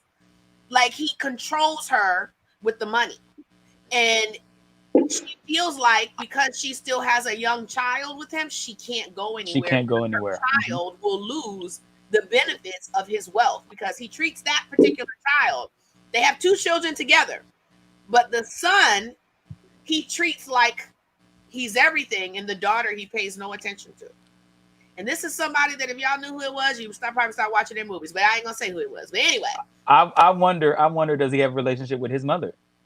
He does, and he talks to his mother like shit. I figured that. Like shit, because he feels like he's the wealthy one that made it. And if you guys want to benefit from anything that I have, you will do what the fuck I say, or you will shut up. Yeah. But this lady, I feel bad for her. She's in a mansion and it's prison. She can't go nowhere. She was like, sometimes I can't even buy a coffee at Starbucks. I can't put gas in the car. So ladies, you guys do know that's abuse, right? That I is want folks to understand that is abuse. And he doesn't hit her, but that is still abuse. Yeah. He doesn't have to. He's firing her internally without ever raising his hand. Mm-hmm. And the children are watching that too. They're watching that poor daughter. The poor all. daughter, Lord, she can grow up and marry a man just like her dad and feel Mom worthless. tried to buy. He had sent some money. I'm gonna tell you a story. He sent some money one time to buy for some bills, and it was a daughter's 16th birthday. And mom took some of that money to buy her a car for her birthday because she wasn't getting a gift.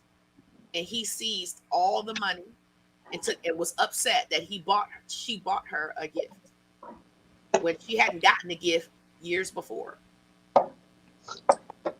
Well, number 4, 1 year today, he beat me. He put a hammer in his dad's head. What? Wow. So this person that abused you also abused his parents. Wow. Thank you for getting out once, Wendy. Like once is all. Seriously. Once is all you need. You know, it should be never.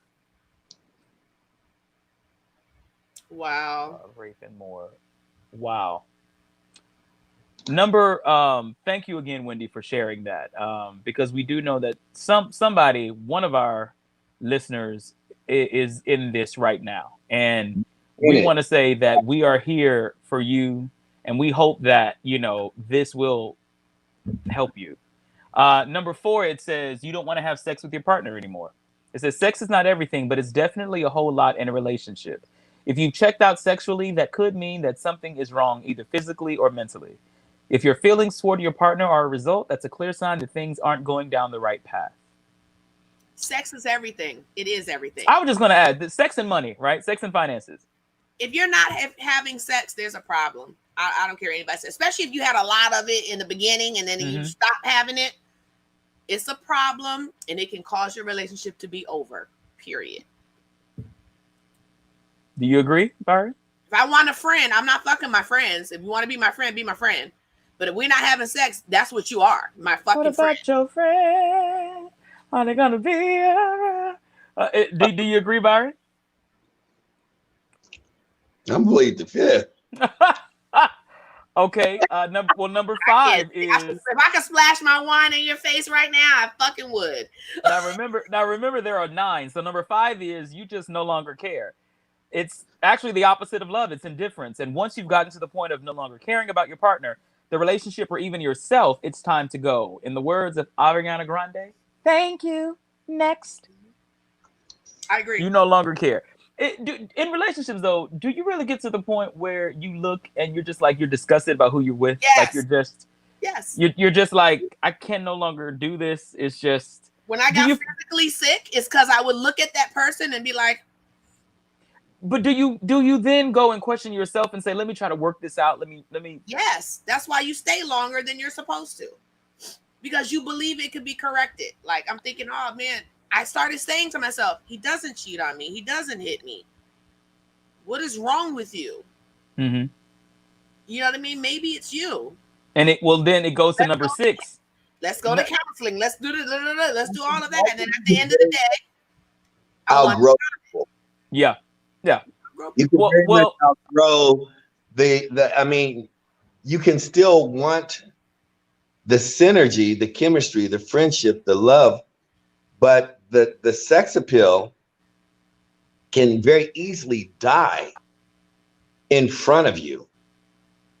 And when you live with somebody that long, I started to look at him like he was my brother. Oh no. And it was weird. I was like, I don't want to have sex with my brother.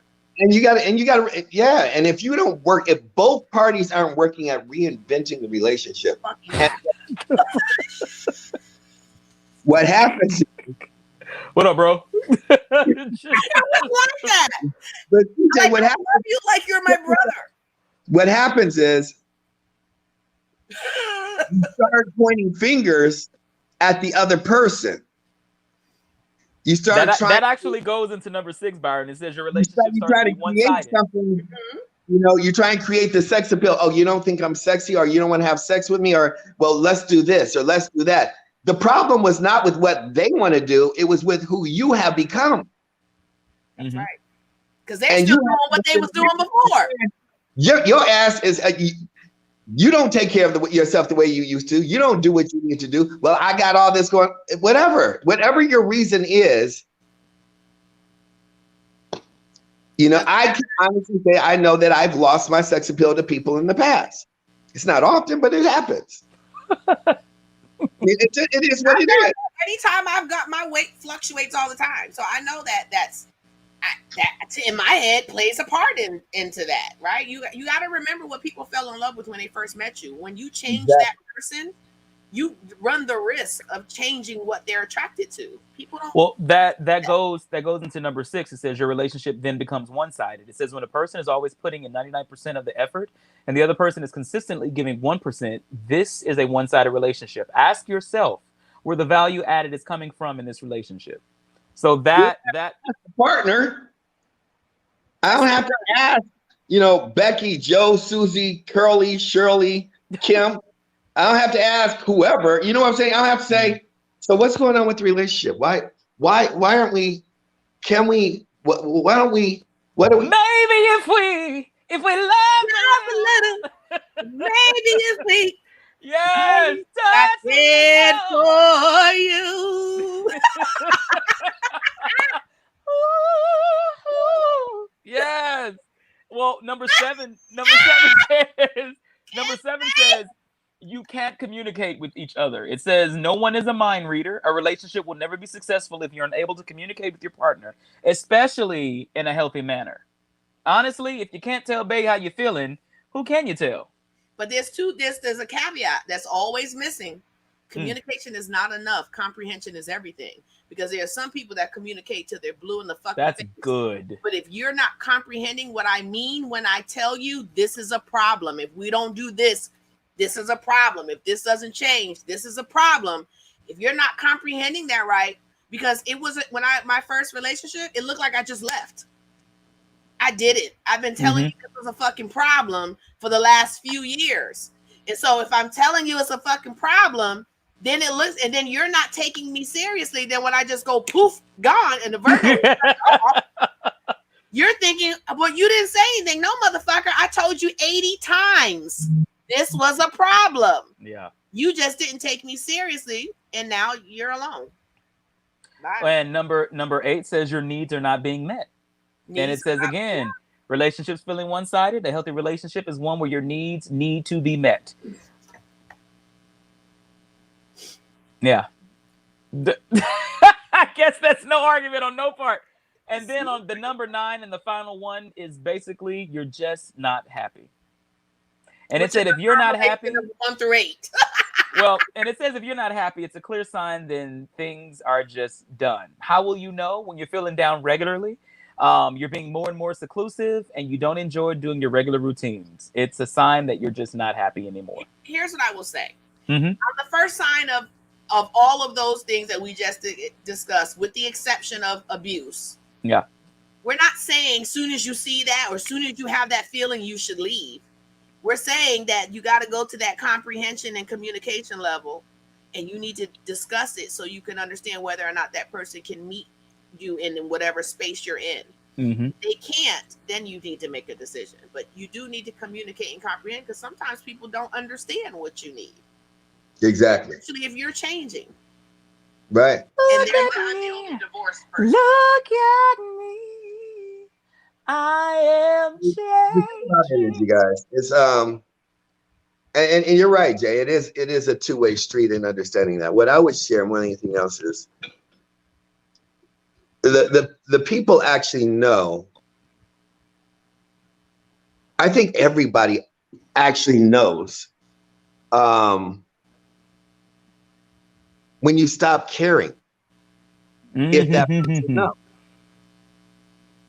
If you understand what I'm saying? Because in the beginning of a relationship, in the middle of a relationship, and even as long as, Jay, you've been in with Robin, or a marriage, or, you know, you're worried, you're caring. If I called, if I didn't call, you know, are they worried about me?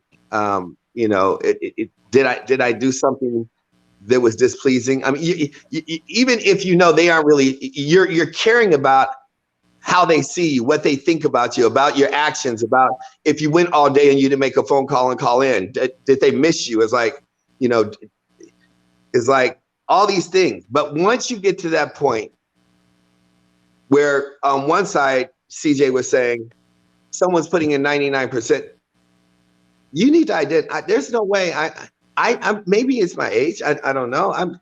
I'm not waiting till 99% before I realize that I'm not getting nothing back. Mm-hmm. I've been there. Don't get it twisted. I'm not saying that's not possible. I'm not saying I have been, I've given, wow. but the wisdom that comes from it, if you're learning, if you're growing, if you're evolving, I'll be damned if I'm giving 99% and walking away with 1%. In energy or in resources or in time or in caring. Fuck you and the horse you came in on. Well, not the mama. If you ain't trying, I'm not trying to be with a motherfucker that's not trying to be with me. I'll be honest with you. And now if that's fucking facts right there. and if I'm not trying to be with you, don't try and fucking be with me. Stuff the Leave fuck me off. alone. Matter of fact, What did Fantasia say? If you don't want me, then don't talk to me. Don't talk to me. If you don't want to be here, bitch, bye. Fly. Yeah. Leap your ass off the ledge then. Fuck you. You know? And you can identify these things way before it gets to 99.1. I agree. You know, if you ever, let me tell you, let me say this. Can you see it day two? Yes, but let me say this. If there's any chance, no. If there's any chance of retaining the relationship, it's going to have to get way before it even touches an 80-20 split. Mm. You're going to have, you need to, and Jay will attest to this as you will, CJ, some value's going to have to be created where it's like, oh, this isn't working? Well, shit. I mean, then they're going to miss something. If you can get it somewhere within the 40-60 and you're giving the 60 and they're giving the 40, walk away and see how quickly, hold it. If you can catch them within the 50 to 60, you have a chance of saving the relationship. But if you're waiting till it gets to 70-30, you're putting in 70%, they put in 30, you already pimped yourself out. You already $2 hole. You already lost your confidence. You already played yourself. And they're already looking at you as, okay, now you're secondary, if not a thirdary. You're already looked at as maybe a booty call. You're being pushed back to prime time to now once a month. Fucking facts. He didn't say nothing wrong there. I'm just going to say, you got to be, I'm a little bit more calculated and unemotional in my approach to things. So I don't know if I will ever be the right way to go things. So I won't explain that. But what I will say is, you're in a long-term relationship, you'll know what you'll know. The question that you asked was, will you know on day 2? Fuck no. You know why? Because that motherfucker is their representative for the first year. Mm-hmm. I remember you said that before. Yeah. It's an actor the first year. And what happens is a normal person can't keep that up past the year. So what will happen is the breakdown happens. You'll start seeing the human side of them, their faults, their everything that's right and everything that's wrong. You can't even make a solid decision until year 2 or 3 as to whether or not who they are. I don't care what anybody says, that love at first sight shit and we got married in 3 months. Okay. Something that Byron said that was so key. As soon as you say I do, and I mean as soon as you utter those words at the altar, whatever was right or wrong about them will be magnified by 1,000 right after. I was with Cameron's dad for 8 or 9 years, right? As soon as I said I do, it was like poof. And that it's because you're blind to those things. You choose to be blind to those things. Mm-hmm. Oh, no. That's why people are like, I'm in love and you've been together for 3 months. No, you're not, stupid. No, you're not. You're not in love. You're infatuated with the scene you created. Now, not when you're infatuated with the cast and the script you just fucking created. Same script. Then when they show up and when you got to argue and you got to disagree and money and home and love and kids get involved, that's when you find out what love is. But that 3-month shit, kill it with that bullshit. I ain't love nobody in 3 months. Nobody. But Gene, there is though room for people to fall in love within 3 months and have successful marriages. Sure, it's happened. There's an anomaly into every rule. There's some white people that aren't racist. There's some black people that are. And there was somebody that was born with 3 eyes. There you go.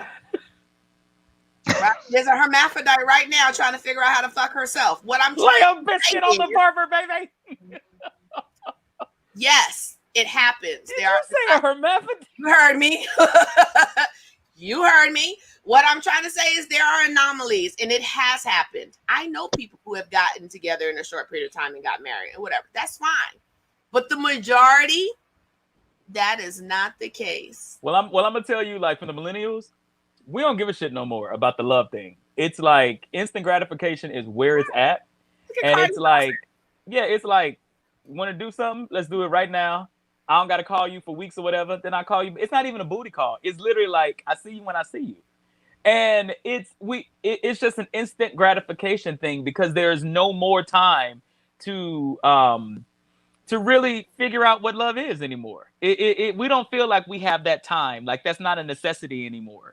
Like, whatever our parents, grandparents, great-great-grandparents did, it ain't time no more. And if you don't wake your ass up while I'm talking, but I agree. That happens. What Wendy just put up, her parents were married, met in 2 weeks, got married. Also a different time, married 50 years. Here's what I doing nothing back then. Hell, it was the wars and shit going on. Right. Korean War, all that shit, anybody that has been married over 15 years has seen some shit that some people probably would have left over. And a lot of people mistaken the fact that they stayed together that long. And I'm not saying your parents, Wendy, but I'm saying in general, it means that there's love. No, somebody stayed longer than they should in certain situations is what I'll say to that. But you could talk to somebody every day for 6 months and be in love. Then you can meet them and see them once a week. The bottom line is, until you are in their physical presence every day, you really won't know. That's why a lot of folks. That's why a lot of folks don't want to be in relationships anymore, because it's like, we had a child. Oops, okay, well, cool. Let's just figure out how we're gonna take care of them. But the point is to invest time now in relationships. That's like, I don't emotionally want to do all of that anymore. I don't want to be too much. Yeah. It's like I don't want to. What did Cardi say? Cardi was like, I filed for divorce. I was tired of arguing. What? Bitch, you gonna argue every day? Y'all gonna argue? Tired, you know. And the thing is, you got to assess. It's not even the money; it's the emotional investment. It's the time. It's the energy. It's the walking on eggshells. It's like the walking out. Did I say something right? Did I say something wrong? How are we gonna feel after that? Okay. Do I gotta snuggle with you after I fuck you? Do we have to go for a walk? Do we have to talk? All this shit. That's just. I think if when you get in a relationship and if you say, "Look, are you stressed about that?" No. Here's what I'm hearing from Byron. I think if you go into a relationship, your whole authentic self, and say, "Look, I'm still a little selfish. Sometimes when we fuck, I don't want to hug you. Sometimes when we go out, I don't want to hold your hand, but we can share each other's space for a little minute." I think if the boundaries are set at the beginning, there should be no issues. But people are still trying to be the lovey-dovey. Guess what? You already started liking who you started liking because the attractiveness was there. But now just bring the truth to the table and let it go. And they don't. People say they want that kind of honesty, but they don't. The operative, though, the operative of what CJ just said is one sentence: setting the boundaries. When you start and they must be consistently reinforced in the alteration and the shape shifting of the relationship and the woman that goes through her metamorphosis. Yep. Facts. Let me tell you something. I don't know how to be nothing else unless you put a script and a couple of grand in my pocket. I don't know how to be nothing else. So, I'm gonna just say this. Look, I just, unless I'm in front of a camera, hey. But I think with relationships too, I guess I don't believe in the fairy tale. I don't believe I don't believe in getting swept up in, oh, I'm so in love and I think this is so cool and I think this is so great. Not because I haven't seen amazing relationships. I'm talking about just for me and these little eyes. I just don't believe in the fairy tale. As a kid, I used to always say, I wanted kids, but I didn't want to be married. Now that I am older, I'm like, you know what? I think marriage would be cool. Maybe one child now. I think that'd be cool. Because I've never been one to casually just go around and have sex and do whatever because I'm emotionally attached to everybody who I've been with. So I've just never been that type of dude. But, you know, I still, I mean, I go back and forth. I don't know because if that's the millennial in me or whatever, but I do. I go back and No, forth. it's Like, nothing. should I get married? I don't probably want to get married. I mean, I've done so many great things on my own and by myself that I've really kind of enjoyed the being by myself moment. But, you know, when you want to get a little fun, you got some folks to call. Ghostbusters. This because Robin gets a lot of pressure about why we're not married. Why you haven't married her yet? He does, and I feel bad for him because one of the things I loved about him was he didn't want to get married. Okay. I loved that about him when I met him. The other thing I loved about him was he didn't want any more children. So people assume that if you've been together with somebody so long, you're supposed. I don't agree with that. First of all, I don't know too many successful marriages. I'm trying to think of one right now. I can't think of one. And the ones that are people that where people are married that have been together for a long time, I don't want what they have. Well, I'm sorry, it just made me laugh. I don't know anybody that's married that has something that makes me say I want that. I haven't met one person yet, not one. Yeah. So stop trying to coerce us into doing some shit that you have that I don't want.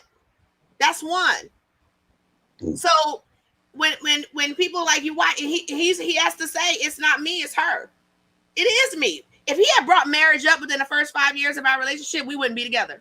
Do you guys do not with the person before him is because he kept talking about marriage. I didn't want here's what I'm noticing now. Do you guys still believe in the tradition of a man asking a woman? Because I've seen now women asking men. Oh, I'm not doing that. I do believe in that tradition. I'm not asking you to marry me. I'm not doing it. I'm not doing that. However, I'm 44 years old. I don't think people should get married till after 50. You said that before. You said that before. I think the kids should come before the marriage. I really do. That's just my take on it. I think the old school way ain't working for the motherfuckers who's telling us to do it. Again, we've talked about this before too. I think a lot of women are in love with the ring. To show, hey, build me a closet. Now. Fuck that ring. Build me a goddamn closet. A nice one. Patricia says I'm not. Patricia said I'm not asking. My sister had a friend who asked the man. Well, they long divorced. No, I don't think they got together, but she sure did. She asked him to like, would you marry me? And I thought that was a petty move, but to me it's just, and I don't want it to be because of how we are and how we're evolving and things like that. And I figure, you know, both parties, just like with even gay marriages, like everybody's gonna ask everybody. I don't think that it should be, you know, that we should be traditionalists anymore. Excuse me for saying that, but you know, because of how times are changing. So I like our relationship the way that it is. If there was a time that if he asked me to marry him, I would have been upset. Because how dare you? Okay. But now, if he asked me now, I wouldn't be as opposed to it. But I still don't see any reason why we shouldn't do it till after 50. Okay, both Byron and Gene, how do you feel about this? You know how some people will get married and then they do all the fucking around and they do all the per se. I'm saying the beating, the whatever.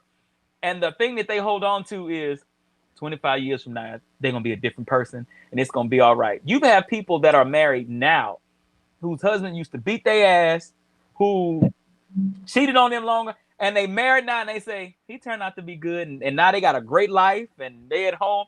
Do you believe in getting married and still letting him do his thing and knowing that at the end, eventually it'll get better? Because some people like that in marriage.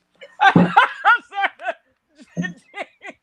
There are some people that are like that though. Like they just got to get it out. If you don't throw this joke away and never use it again, because I'm gonna say this to you, and this is all I'm gonna say.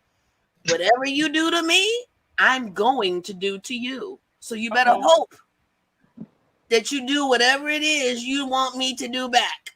If you do nothing, you get nothing. If you do something, you get something. I might take mine to the grave though. Uh-oh. But whatever you've done, it's been done to you. Well, so you should be careful with that. To all the folks who plan on getting your back, call Jean. She'll help you figure it out. You thought it was okay to get your dick sucked? I thought it was okay to suck some dick. Her phone number is 777-9311. And it's okay. Careful though. Ooh, wait a minute. Patrice said, wait a minute. Patrice said, my daddy was a hoe till the day he died at 78.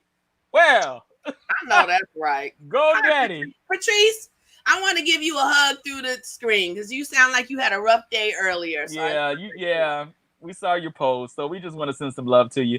Any birthdays this month? We just want to say happy birthday to you. I keep forgetting. Yes, we said happy birthday.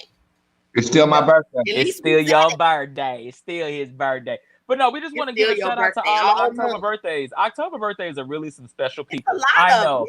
Yes. No, and I'm gonna tell you, they are really, really special people. My dad is one of them. Really special people. Erica is October, baby, the 31st. Oh, you know, go on, Sagittarius. Yes. All right. No, she's Scorpio. So, duh. Yeah. Duh. I'm sorry. My mom is a Scorpio. Sorry. But my grandmother's birthday was the 8th. Oh. My other grandmother's birthday is the 21st. My dad's birthday is the 8th. Yeah. Oh, really? Mm-hmm. That's what they say. Oh, and to some of y'all people who reached out to me concerning my dad, thank you. But I do want to let you know that I don't have any hang-up issues with that man. I mean, I love him. There's a crack in the door open always for him. And but thank you for your emails and your messages on that. But I'm all right. I'm good. My mama did a good whole job. And what my mama didn't and couldn't do, God did the rest of it. So we good on this end. But thank you. Anyway, Byron, go ahead and talk to the folks that are on the page right now, because you feed your face. And who's with us? There's some pros in this house. There's some pros in this house. Oh, there's some.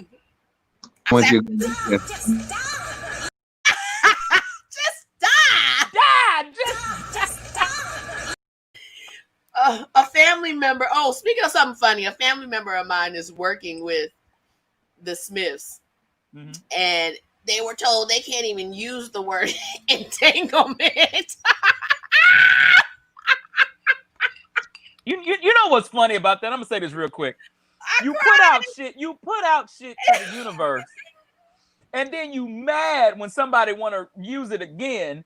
You put it out there. Though. It was funny. And now you embarrassed about it. You want to make people sign NDAs so they can't use that shit no more.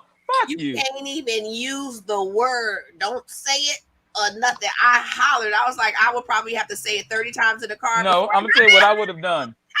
I would have went through the house singing the melody.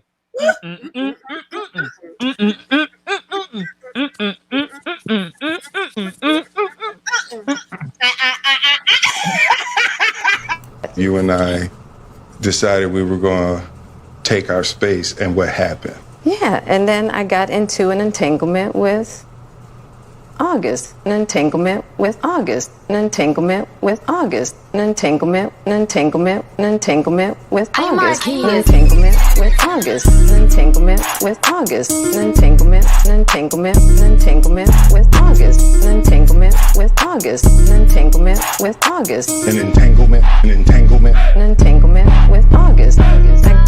I got into an entanglement with August, an entanglement with August, with August, with August, an entanglement with August, an entanglement with August, an entanglement with August, with August, entanglement with August, an entanglement with August, an entanglement, an entanglement, an entanglement with August, an entanglement with August, an entanglement with August, an entanglement, an entanglement, an entanglement with August, an entanglement with August.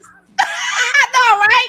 You just want because we've been all night in love. Yes, in love. Just make me want to dance. Let me tell you something. If they played that in the club, I would dance after it. I promise you. That entanglement. The entanglement. That entanglement. But I All right, love Byron. the Smiths. I still love them. Bring your baby. Oh, I do. We love the Smiths. Come on now. You can't. But they gotta laugh. All right, who Okay. we say hi to? Okay, no more wine.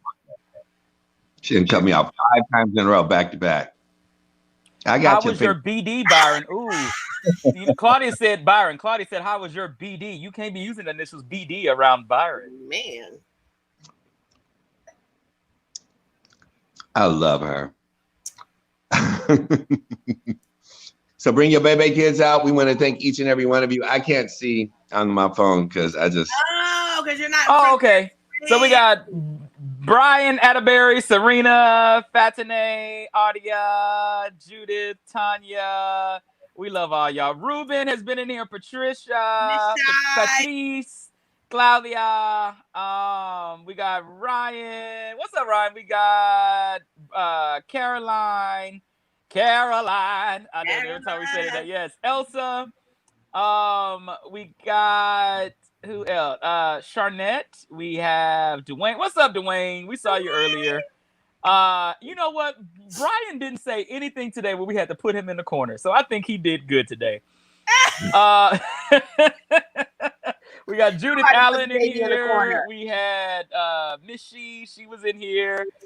Yes, my aunt, we had Erica. Erica. We had there, Serena. Mom. Yep, Serena G, Elsa. Elsa is in here. No, that's Moana. What did Elsa sing? Elsa sang in Frozen. Into the unknown, into the unknown. That's an Elsa song. And what was the famous one where it was where she came in and then the ice and the I can't even think of the song now. Come on, Ruben, help me out. What was the song she sang when it was the ice? Help you because I can't because I didn't see it. Yeah, the Snow Queen, the Frozen. When she came, you didn't see Frozen? Let me tell you, it wasn't my favorite, but my nephew absolutely loved it. And I was gonna say, why would I see it? My gosh, it was just yeah. But anyway, we want to give a shout out and thank you all for coming and tuning in. If you're in a bad relationship, get the fuck out of it, okay? Like it ain't no way around. Wendy, do you have that? Let it go. Thank you. Let it go. Let it go. That's so apropos for this. I don't care what the people say. Let the storm rage on. Cold never bothered me anyway. Okay, so just let it go. Yes. Let it go. That's right. Slap that hoe. Slap that hoe. And you know what? No, but real talk. Thank you so much, Wendy, for putting that on the domestic abuse hotline at 1-800-799-SAFE. No, you know, we laugh and we joke, but I'm telling you, I know for a fact that there's somebody that's watching us that is going through that right now. Probably even had to mute us because you're in that relationship, or had to turn the volume down because you were embarrassed to hear us talk about it. But let me tell you something. Again, our line producer, she's been through it. You know, you saw the pictures earlier today. If you are going through that, please do not be afraid, or tell a friend and tell them to call for you if you're scared to do it from your house or your phone or whatever. But get the help that you do need, because it's really necessary. And you know, love on yourself a little bit more to help yourself. How about that? Jean, it's been a great show. It has. And I want to see you. You know what? So all the viewers out there, Jean hasn't really caught me in work mode. And so this is like a difference because of COVID is on top of it. And I haven't been able to hang with nobody. Like, I'm on week 7 of an 11-week show and of Dance with Stars and the other show that I'm on. And it's just, I just haven't had a chance. So my friend, we haven't had no drinks together. I know. We haven't had any drinks. We haven't had any food. So it's basically I've been going to work, going home, doing the show, and that's it. So every Tuesday when we get to see each other, even if it's like this, we miss each other. So I love that lady right there. I be sending him random texts on. I just want to see ya. So it's I'm so confused, and I think I'm gonna cry tonight. What must I do, baby, You don't know what you mean. Oh, tell me something that I want to hear, baby. You're so confused, and I'm so unpredictable. Trust in me as I trust in you, and put it all together. There's nothing we can do. Whatever happened to the dreams we used to share? Where did our love go? Girl, don't you be that careless. Tender kisses, blown away. Tender kisses, gone tomorrow, gone today. Bye, baby, yeah, babe. I don't know why I thought of that song. I love that song. Where did that come from? That was the jam. Going away. I love that I thought you really never know me, cause I wasn't so blind and I could not see. Holding on to the memories, all the way you used to kiss me, and all I ever really wanted was someone to call my own. I'll never know, you'll never know, we'll never know. All those tender kisses blown away. Bye, baby, bye. Hey, I done totally went back. Woo! And then shoot up.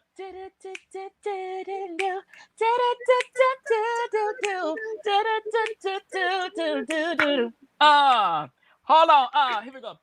Sitting in my class, just drifting away.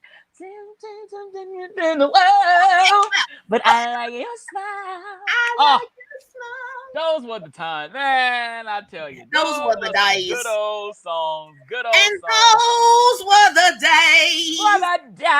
And you get what you want.